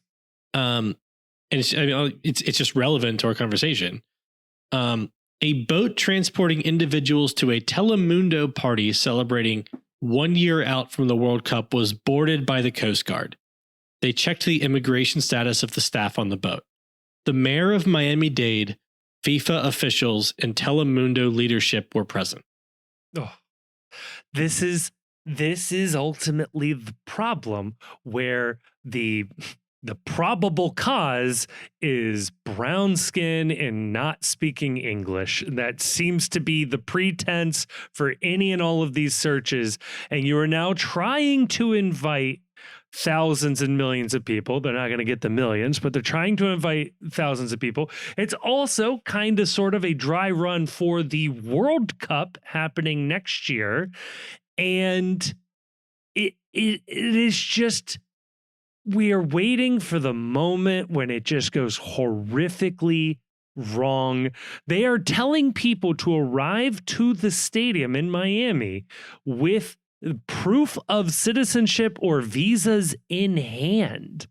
Well, you saw there was a TikTok guy. Yeah. The Italian guy who does the like shrugging at the camera was like detained by ICE because some guy on Twitter who's like a MAGA influencer felt like he had overstayed his visa. I believe he was detained on his way out of the country. I saw a tweet the other day from a soccer fan. I think it was in relation to the video that some MAGA person shared of like LAFC's march that was like deport all these people, or whatever it was. And they were like, trying to say that the LAFC like march was like a riot. Was the riot actively going on? Yes. Yeah. And rioters frequently hold their scarves up to let you know what group they're a part of. Classic rioter move. Classic us. I saw somebody say, no, it was in response to like another tweet where they were like, whatever. And somebody said, well, ICE doesn't care where you're from. They just care about, whether you're in compliance with immigration laws. And that's just not true anymore. Right. Right. Because how many stories have we heard of people who have valid visas and they just put something on social media that somebody didn't like, and they were like, well, this, like, now we're taking your visa away in secret, and now you've overstayed it, and now you're getting kicked out. Yeah. Or people who are citizens or here legally or married to people and getting booted out. And it's like, yeah, if somebody can just like go on your Facebook, not like what you posted, right, pull your visa away without talking to you, and then decide you're illegal. Yeah. nobody is legal. Right. This is the problem with due process. And so full disclosure, I'm a white guy from America. I don't usually walk around with my proof of citizenship in my back pocket. So if somebody picked me up and was like, oh, you're a Canadian immigrant who's overstayed their visa, we're going to send you to a processing center. You may end up overseas for a little bit. I don't even know how I would go about quickly proving that just based on having nothing in my pockets. The answer is being able to name your top 5 favorite Dave Matthews songs. Crap. Right. So yeah, you can have your real ID driver's license. It takes one bad apple to just throw it away. And what are you going to do? And look, people probably, we did not start this podcast to be an overly political podcast. No, we are not overly no precious individuals. We're not smart enough to be a political podcast. No, of course not. We have been accused. Our other show, yes, has been accused of being too MAGA. So I want that person to listen to the last 5-10 minutes of this. So it's just I just want to, I guess where I would leave it is just giving credit to LAFC, giving credit to the supporters groups there, giving credit to the supporters groups at other teams that I've seen. I'm not going to list them because there's no way that I've seen everybody who has made a good statement on it. It's been good to see in this community how, for the most part, people have been speaking out, because if not in the soccer community, where in your day-to-day life, if you're not a member of DSA or something, right, are you going to see it? I hope the Club World Cup goes without a hitch, and I worry that things are conspiring in such a way that it cannot. Least we not talk about a little MLS action.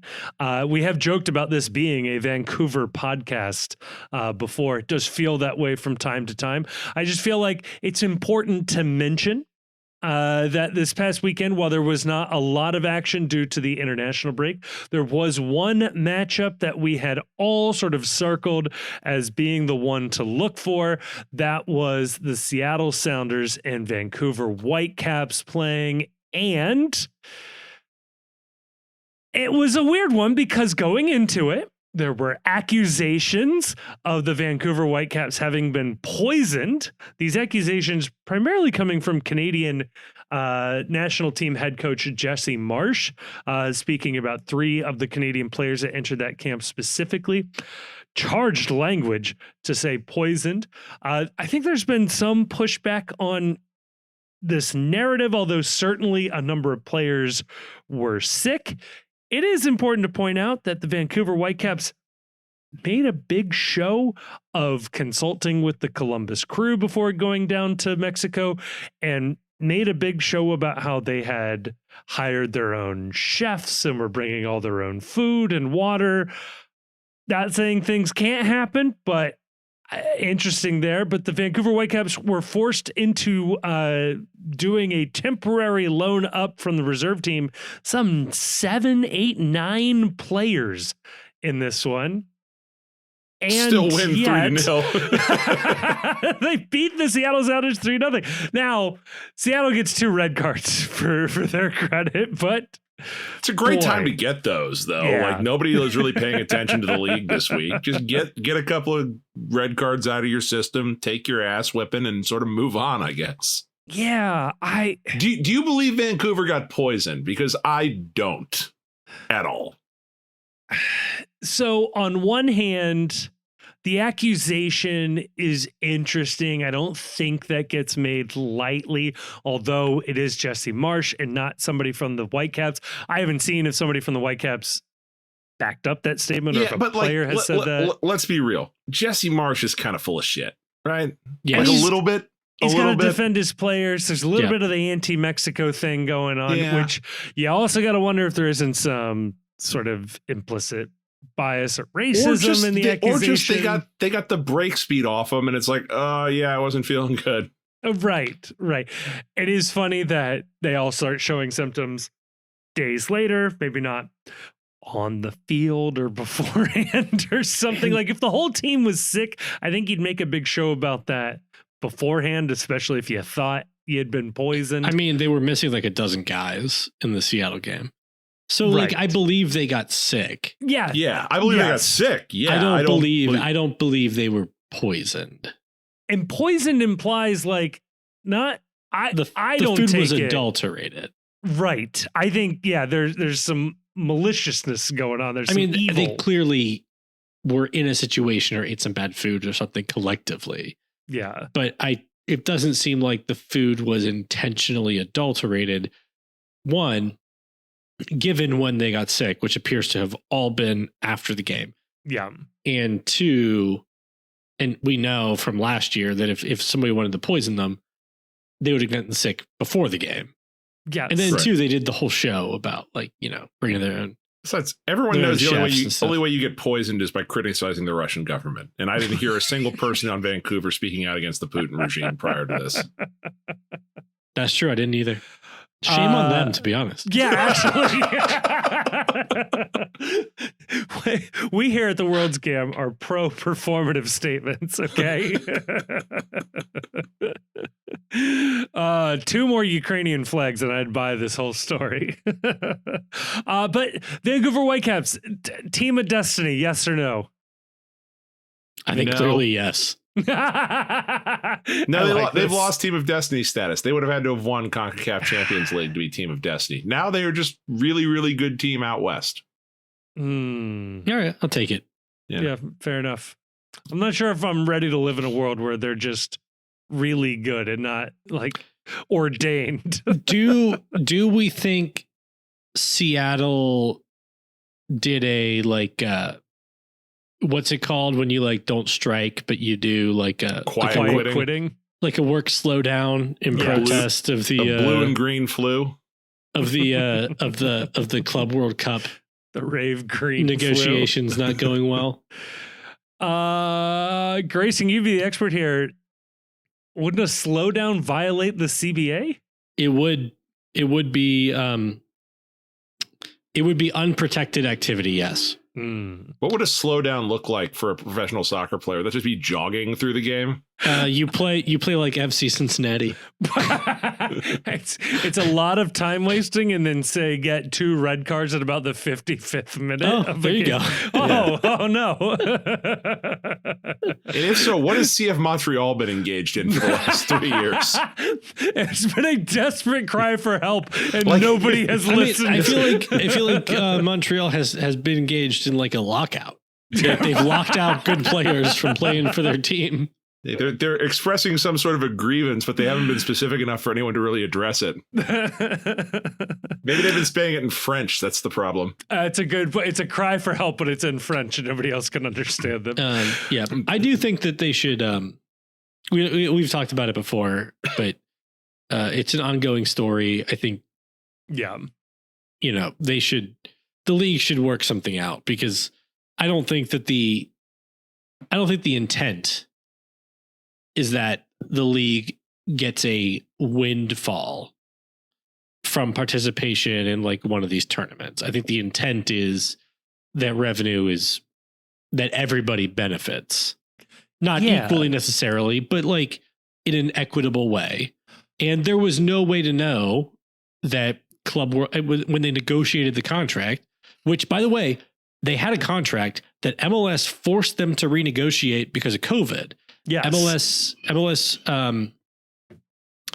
MLS did they invoked the force majeure provision because of COVID and made them renegotiate the agreement. And then MLS ended up getting more favorable terms for a longer period of time in the contract. And then I saw Julian Gressel on his podcast note that there's precedent here where when the payout for CONCACAF Champions League went up, the league came to the table and sweetened it a little bit for the players. And this is a huge increase beyond what it had ever been before. And I think, especially since like so many of these games are happening at MLS teams. So MLS teams are not just getting the revenue from the teams participating. They're also getting the revenue from, ticket sales and concessions and whatnot, and increase exposure. They should improve the offer they've made to the players, but we'll see what happens. Yeah. And the player incentives are sort of key to the whole tournament working. The goal is to get the players to care so they put on better show. And that's why the other teams that are participating have like much more generous player share payouts. Yeah. And that is the point. Right. Of increasing the amount of money behind the tournament is getting the players to care. Yes. Yeah. And not jog. Right. It's particularly important for the Seattle Sounders, who will be massive underdogs in all of their games. And so if they have no expectation of making it out of the group and they're not getting jack for being there, you're probably not going to try that hard. So are you guys gonna watch this tournament? You know what's killer? Attend one of them, actually. So many of the games are during the work day on the work week. We're talking because they gotta broadcast these over in Europe. That's where people care about this more than they do in the United States. And that's fair, but like, I don't think you can turn around and be like, why are ticket sales so low? Nobody will buy our 3 p.m. Monday kickoff between two teams nobody cares about. Like, yeah, see, this was a total miscalculation by FIFA. And that's it. If you want to make this a thing, they should have papered the houses, and they should have had tickets be like $15 and get everybody showing up and get the crowds full, make it look like a big deal. And they came in way too hot with pricing. Anyone that bought tickets originally feels like a sap now because you paid full price. Now that they're offering deep discounts everywhere, you're going to be able to get into most of these games for like $10 by the end of the day. Yeah. But they didn't do it early enough for people to buy tickets and make plans to be at one of these destinations in one of these games. But as for whether I'll watch. Yeah. Yeah. I was going to say, like, I actually did have tickets to a game, and I can't go anymore, but I'm interested in this tournament. Like, I think it has the potential to be a cool tournament. Yeah. I think, we said this before. I think in the abstract, it's super cool. I think it's something that soccer fans deep down have always wanted. It's just Johnny Infantino is just like the worst messenger for this thing. So It kills it. All right, that's going to do it. I just have a little note here. Chicago Fire getting a new stadium. Maybe we talk more about this later on, but neat. It feels done deal-ish, but we've seen things like this fail before. So keep an eye on that, but looks like a decent project they got going on over there. Yeah, they're getting a lot of credit for being public or privately funded. Great. Yeah. We'll see if there's, what other privately funded stadiums have done, getting public money for infrastructure, utilities, stuff like that. And I'm not going to hold that against them either, but it feels like there's been a lot of a big victory lap that may be premature. We'll see. Yeah, and a lot was made about the privately funded stadium, but that is a much larger development, and we'll see if the public money is needed for the other buildings that will go on that site. But let's head on over to part 2. I've got a weird topic for us I'm excited to dive into, and then we'll give you a couple of games to watch this weekend.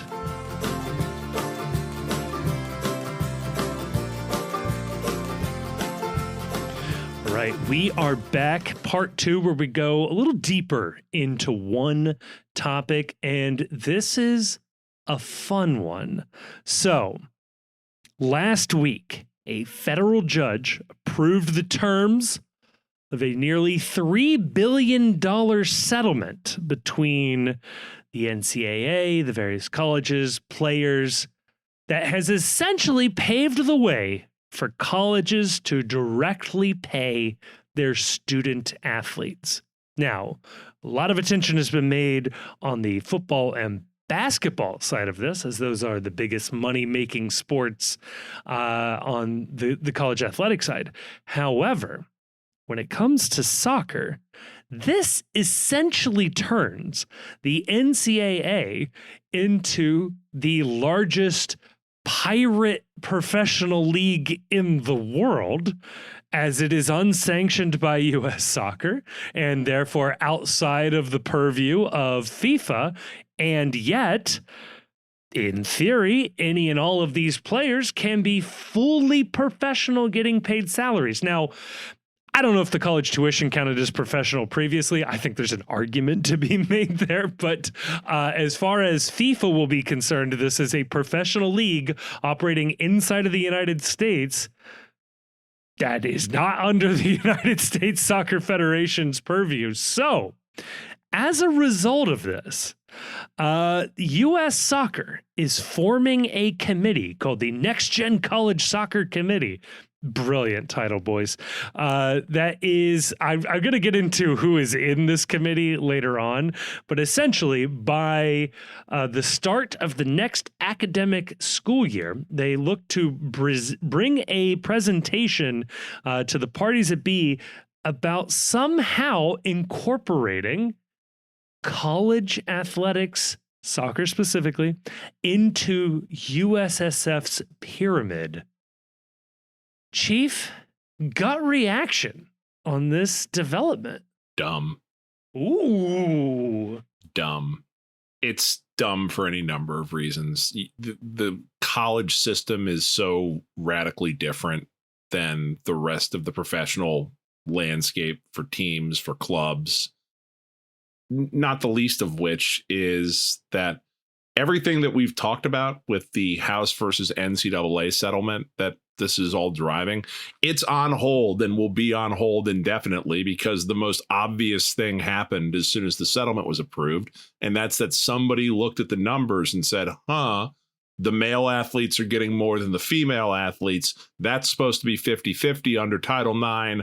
Lawsuit. And the entire thing is going to now go for as long as the litigation was to settle revenue in college athletics for paying players.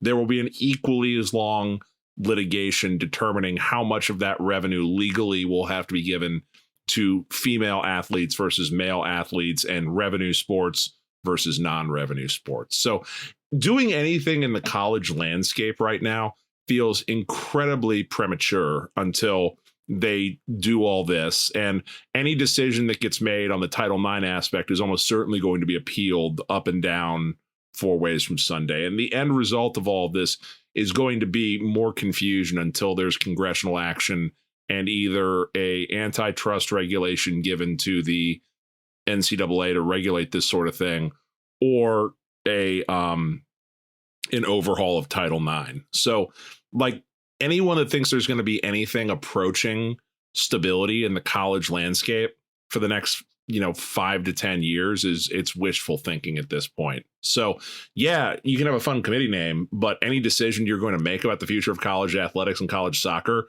is going to be undone in a courtroom almost certainly over the next decade. Yeah. I mean, I'm with Chief. I think the structure of college soccer is very much the tail in this scenario. Yes.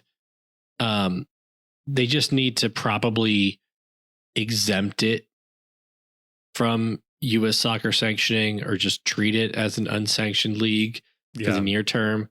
Maybe that runs it. Maybe that makes a couple of players run afoul of playing for like the Bermuda national team or something. Right. But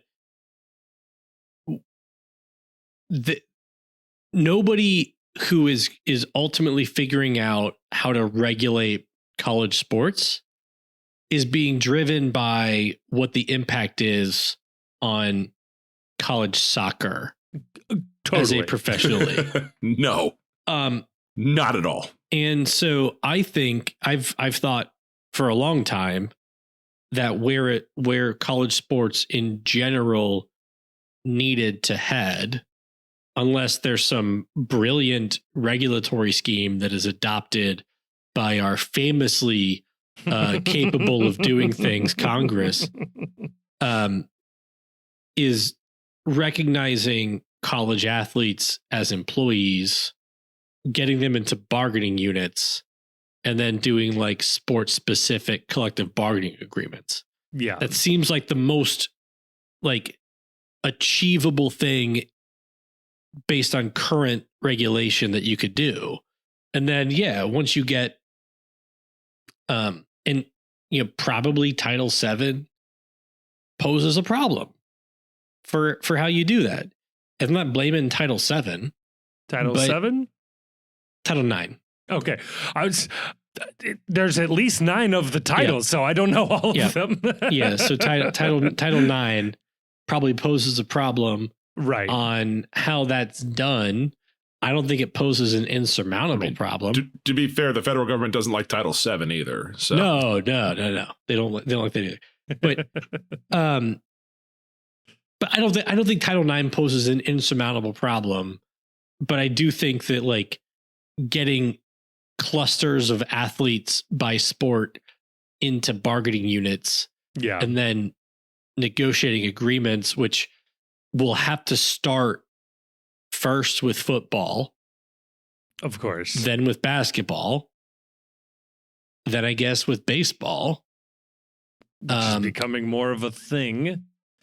But like, yeah, I think that's the direction it has to go.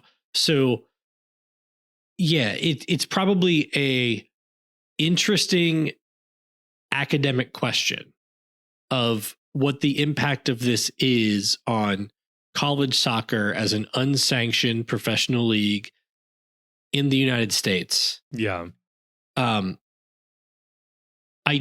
don't think that the answer to that question is going to be how all of this is resolved. Yeah, no. And I don't think that that's going to have, and I don't think that question is going to end up having kind of significant ripples anywhere.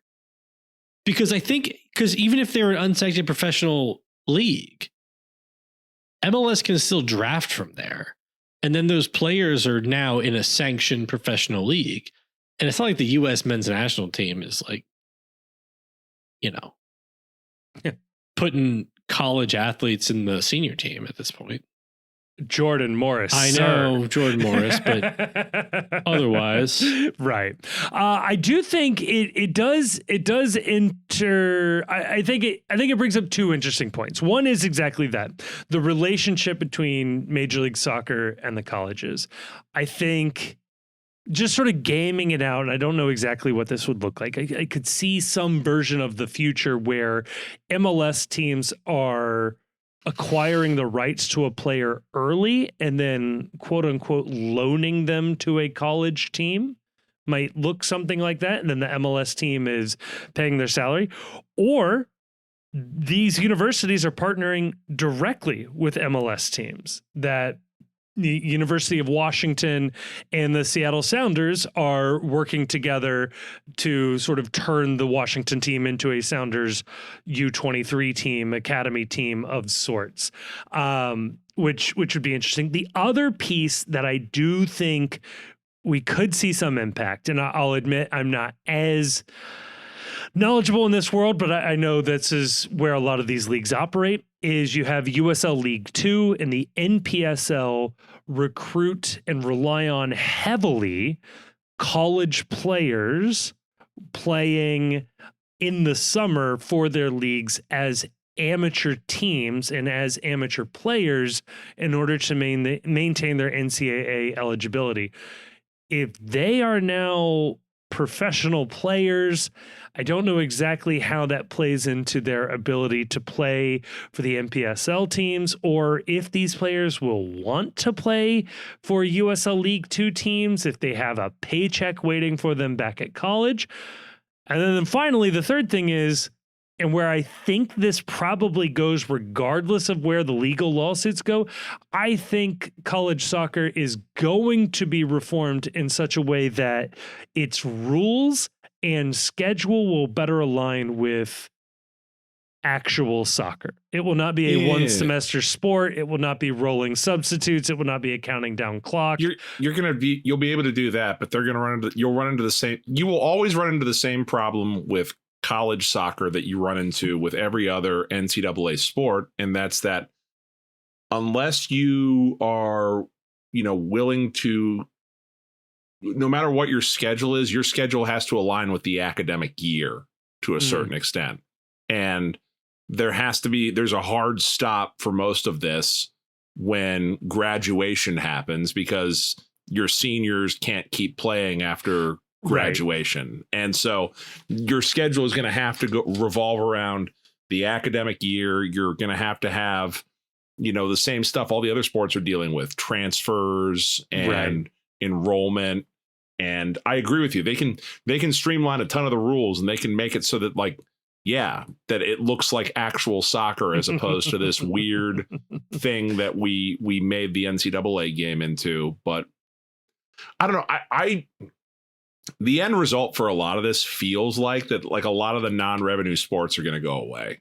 Yeah. And so I think it's more likely that college soccer just disappears entirely in the next 25 years than college soccer becomes part of the pyramid. And I know people don't want to hear that, but it definitely feels like, if you look at the way the direction that college athletics is going, that the revenue sports are going to be making lots of money, and everybody else is just going to be, there's not going to be a future where schools worry heavily about what their men's and their women's soccer programs look like.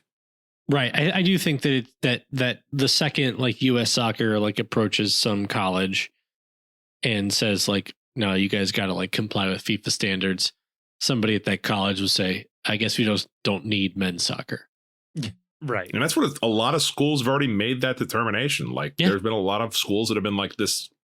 It's not worth keeping a program. We can be scholarship compliant, because especially with so many of these sports, we need a women's team. And once you have the facilities for a women's team, you may as well have a men's team then at that point, because it's sharing space.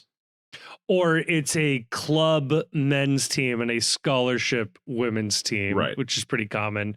I also think it does call into question the relationship of the colleges and the athletics programs altogether.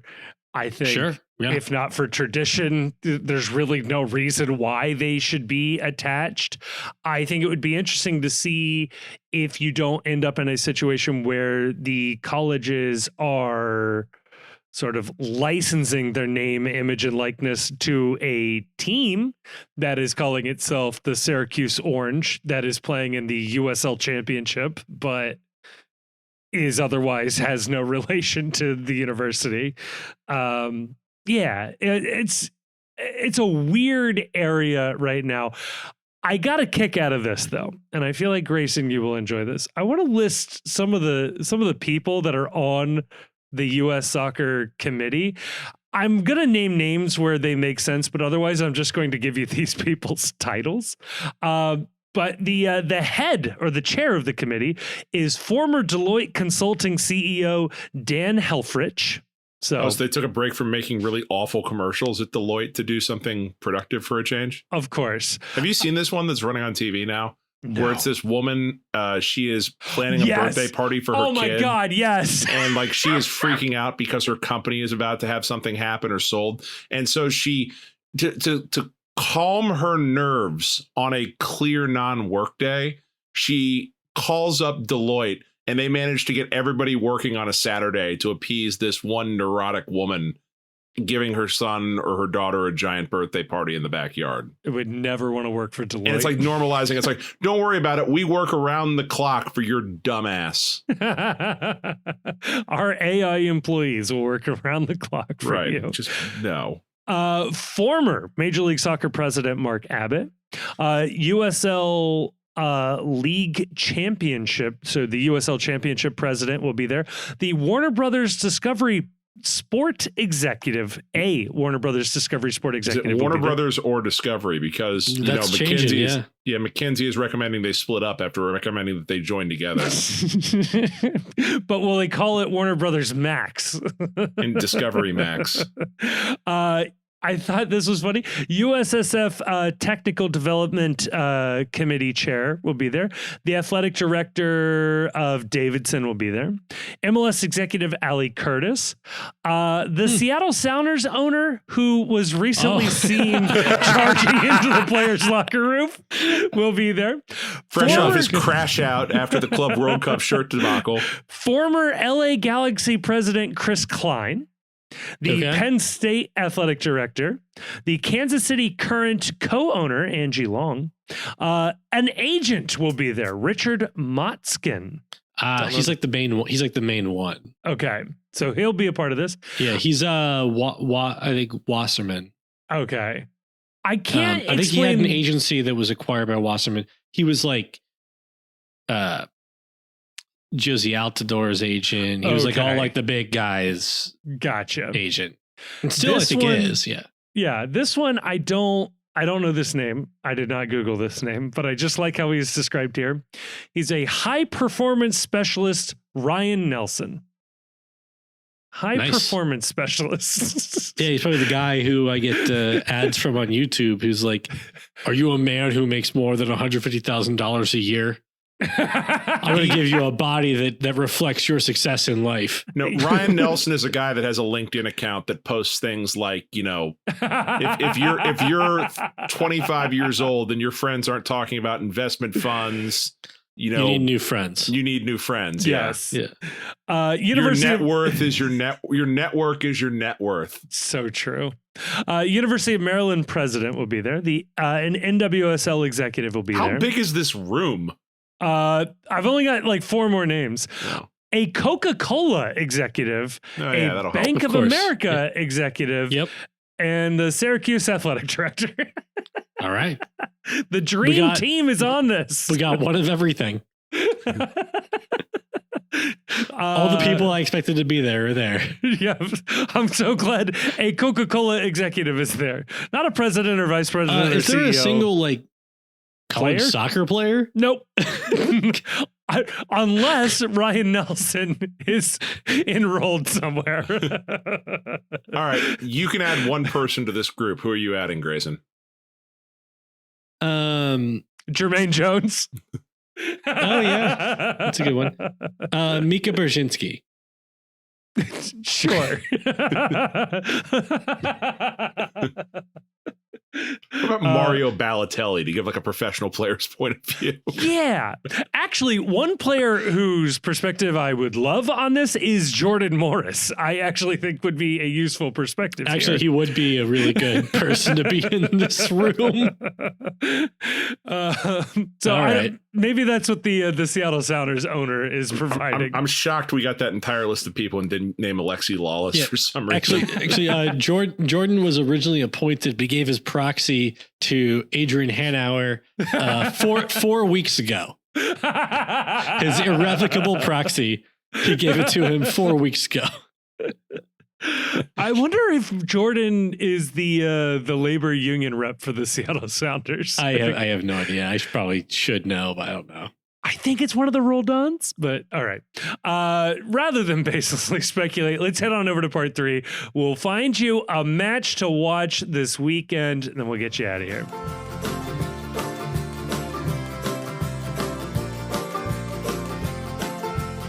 All right, we are back, and in part 3, it is our tradition. We look ahead to the schedule. We try to find you something you might like to watch when your team isn't playing. We actually have a bunch of games this weekend. We have a couple of games this week. Whoa. There's a Thursday night game. There are 2 Friday night games. Very late games, though.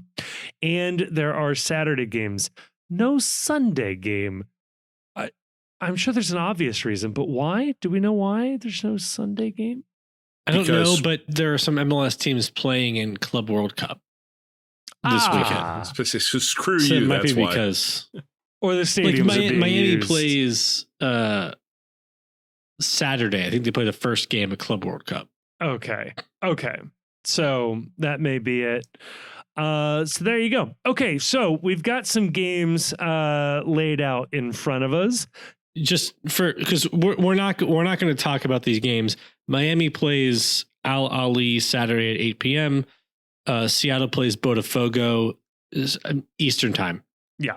Seattle plays Botafogo Sunday at 10 p.m. Eastern time, and then the other LAFC probably Wednesday. LAFC plays never.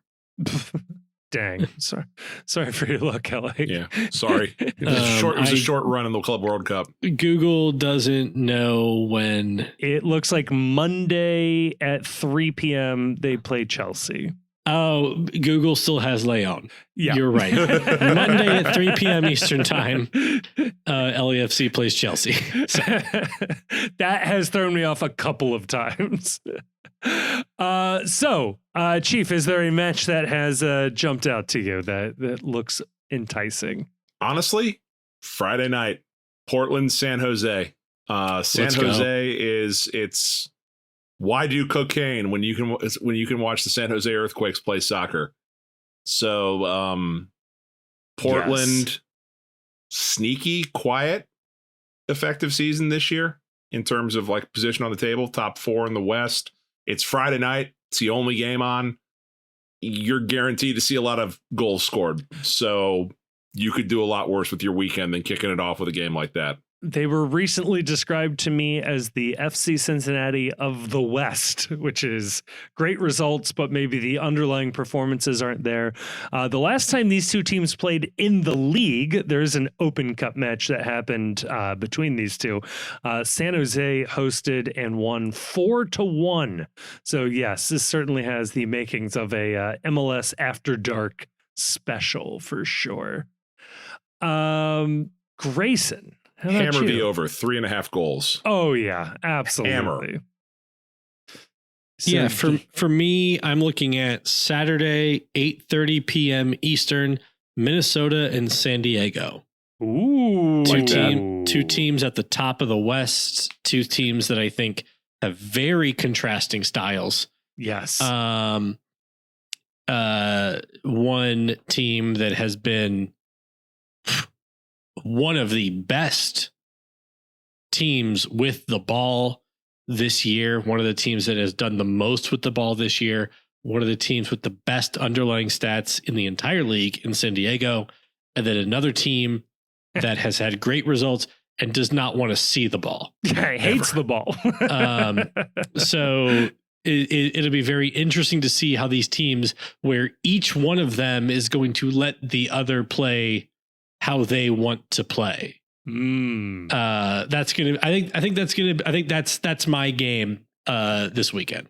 Yeah, movable object, stoppable force. It should be interesting. Minnesota to see. unbeaten in 5. Ooh. And it's San Diego traveling to Minnesota, so that'll be interesting. It could be a fun one. Kevin, what do you got? So this should have been a bigger and better matchup. International call-ups across the whole league is really going to put a damper on a number of these, but it's hard not to look at Columbus Crew hosting the Vancouver Whitecaps. This is a potential MLS Cup preview. You've got 2 of the prettiest teams playing soccer in this one. Vancouver, maybe without their entire team, maybe they've all recovered at this point. Crew, was a bunch of them got called up too. Yeah. I think Brian White got called up. Seb Berhalter got called up as well. There's a bunch Max of Arfton call-ups. got called up. There's a bunch of call-ups on the Crew side as well. That might help the Crew. We'll see. we'll see what happens in this one. I think, if nothing else, the result will be impactful in both conferences. So you got something there. But yeah, if you needed a backup pick, though, Colorado, Orlando City. I love a cross-conference matchup. These are two teams that are trying to prove that they belong as legitimate playoff threats. While you were talking, Kevin, I went and I looked up the Vancouver-Columbus match. I don't know that I've ever seen this happen to this extent. The Crew are minus 130 to win this game outright. Vancouver plus 300. I don't think I've ever recalled seeing a Supporters Shield team be this much of a dog in a regular season game. The home field advantage is and the call-ups are Vancouver's been gutted with call-ups, but even still, that's an interesting line right there, especially considering Columbus's run of form recently, which hasn't been great. Yeah. Colorado, for what it's worth, Zach Steffen undergoing surgery, looks to be missing the rest of the year. So tough break in Colorado, but still a pretty good team out there. But yeah, no, it should be a fun weekend. We'll see how the international call-ups impact all of these teams. We'll see how the Club World Cup goes generally. So one way or another, I think we're going to have a lot to talk about next week. Yeah. God, there was just too much to talk about this week. So well, until then, release the tapes.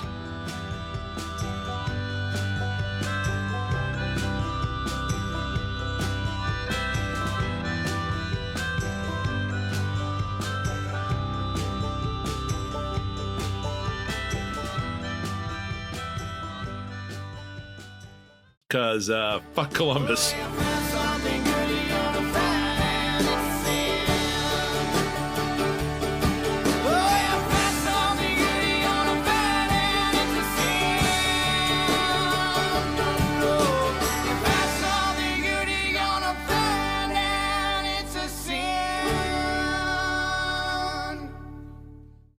Thank you so much for listening to this episode of the Cincy Postcast. It is a production of The Post Cincy. You can check us out at thepostcincy.com or just click a link in the description to check out some of our written work. It also has links to our social media accounts across all sorts of different platforms, including YouTube, where we are trying to do more and more video content. Please, dare I say it, like and subscribe and leave a comment. But no, that would be really, really helpful. Also want to give a thank you to Jim Trace and the Makers. They're a local Cincinnati band who provided all of the music for this episode. We love having them on board. You can check them out. Again, link in the description of this episode to find out where they might be playing shows next or where you can listen to more of their music. Also want to give a massive, massive thank you to the awesome and very attractive patrons over on Patreon. It is a voluntary subscription that people take out with no real promise of anything extra that keep this show afloat. And we are so, so thankful to those of you that have decided to take that commitment.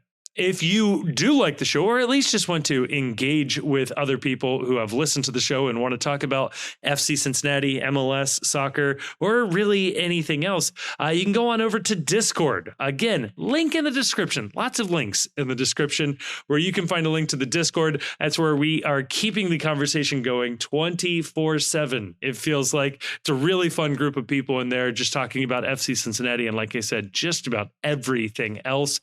And finally, I'll say it. If you liked this episode, and given the fact that you've made it all the way to the end, I have to assume you either like it or for some reason cannot reach the stop button.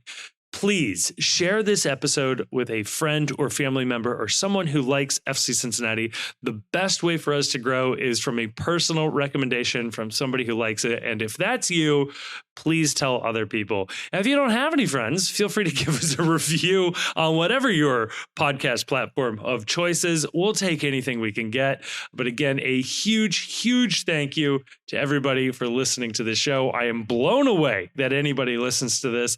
So again, I well and truly mean this. Thank you so much for listening.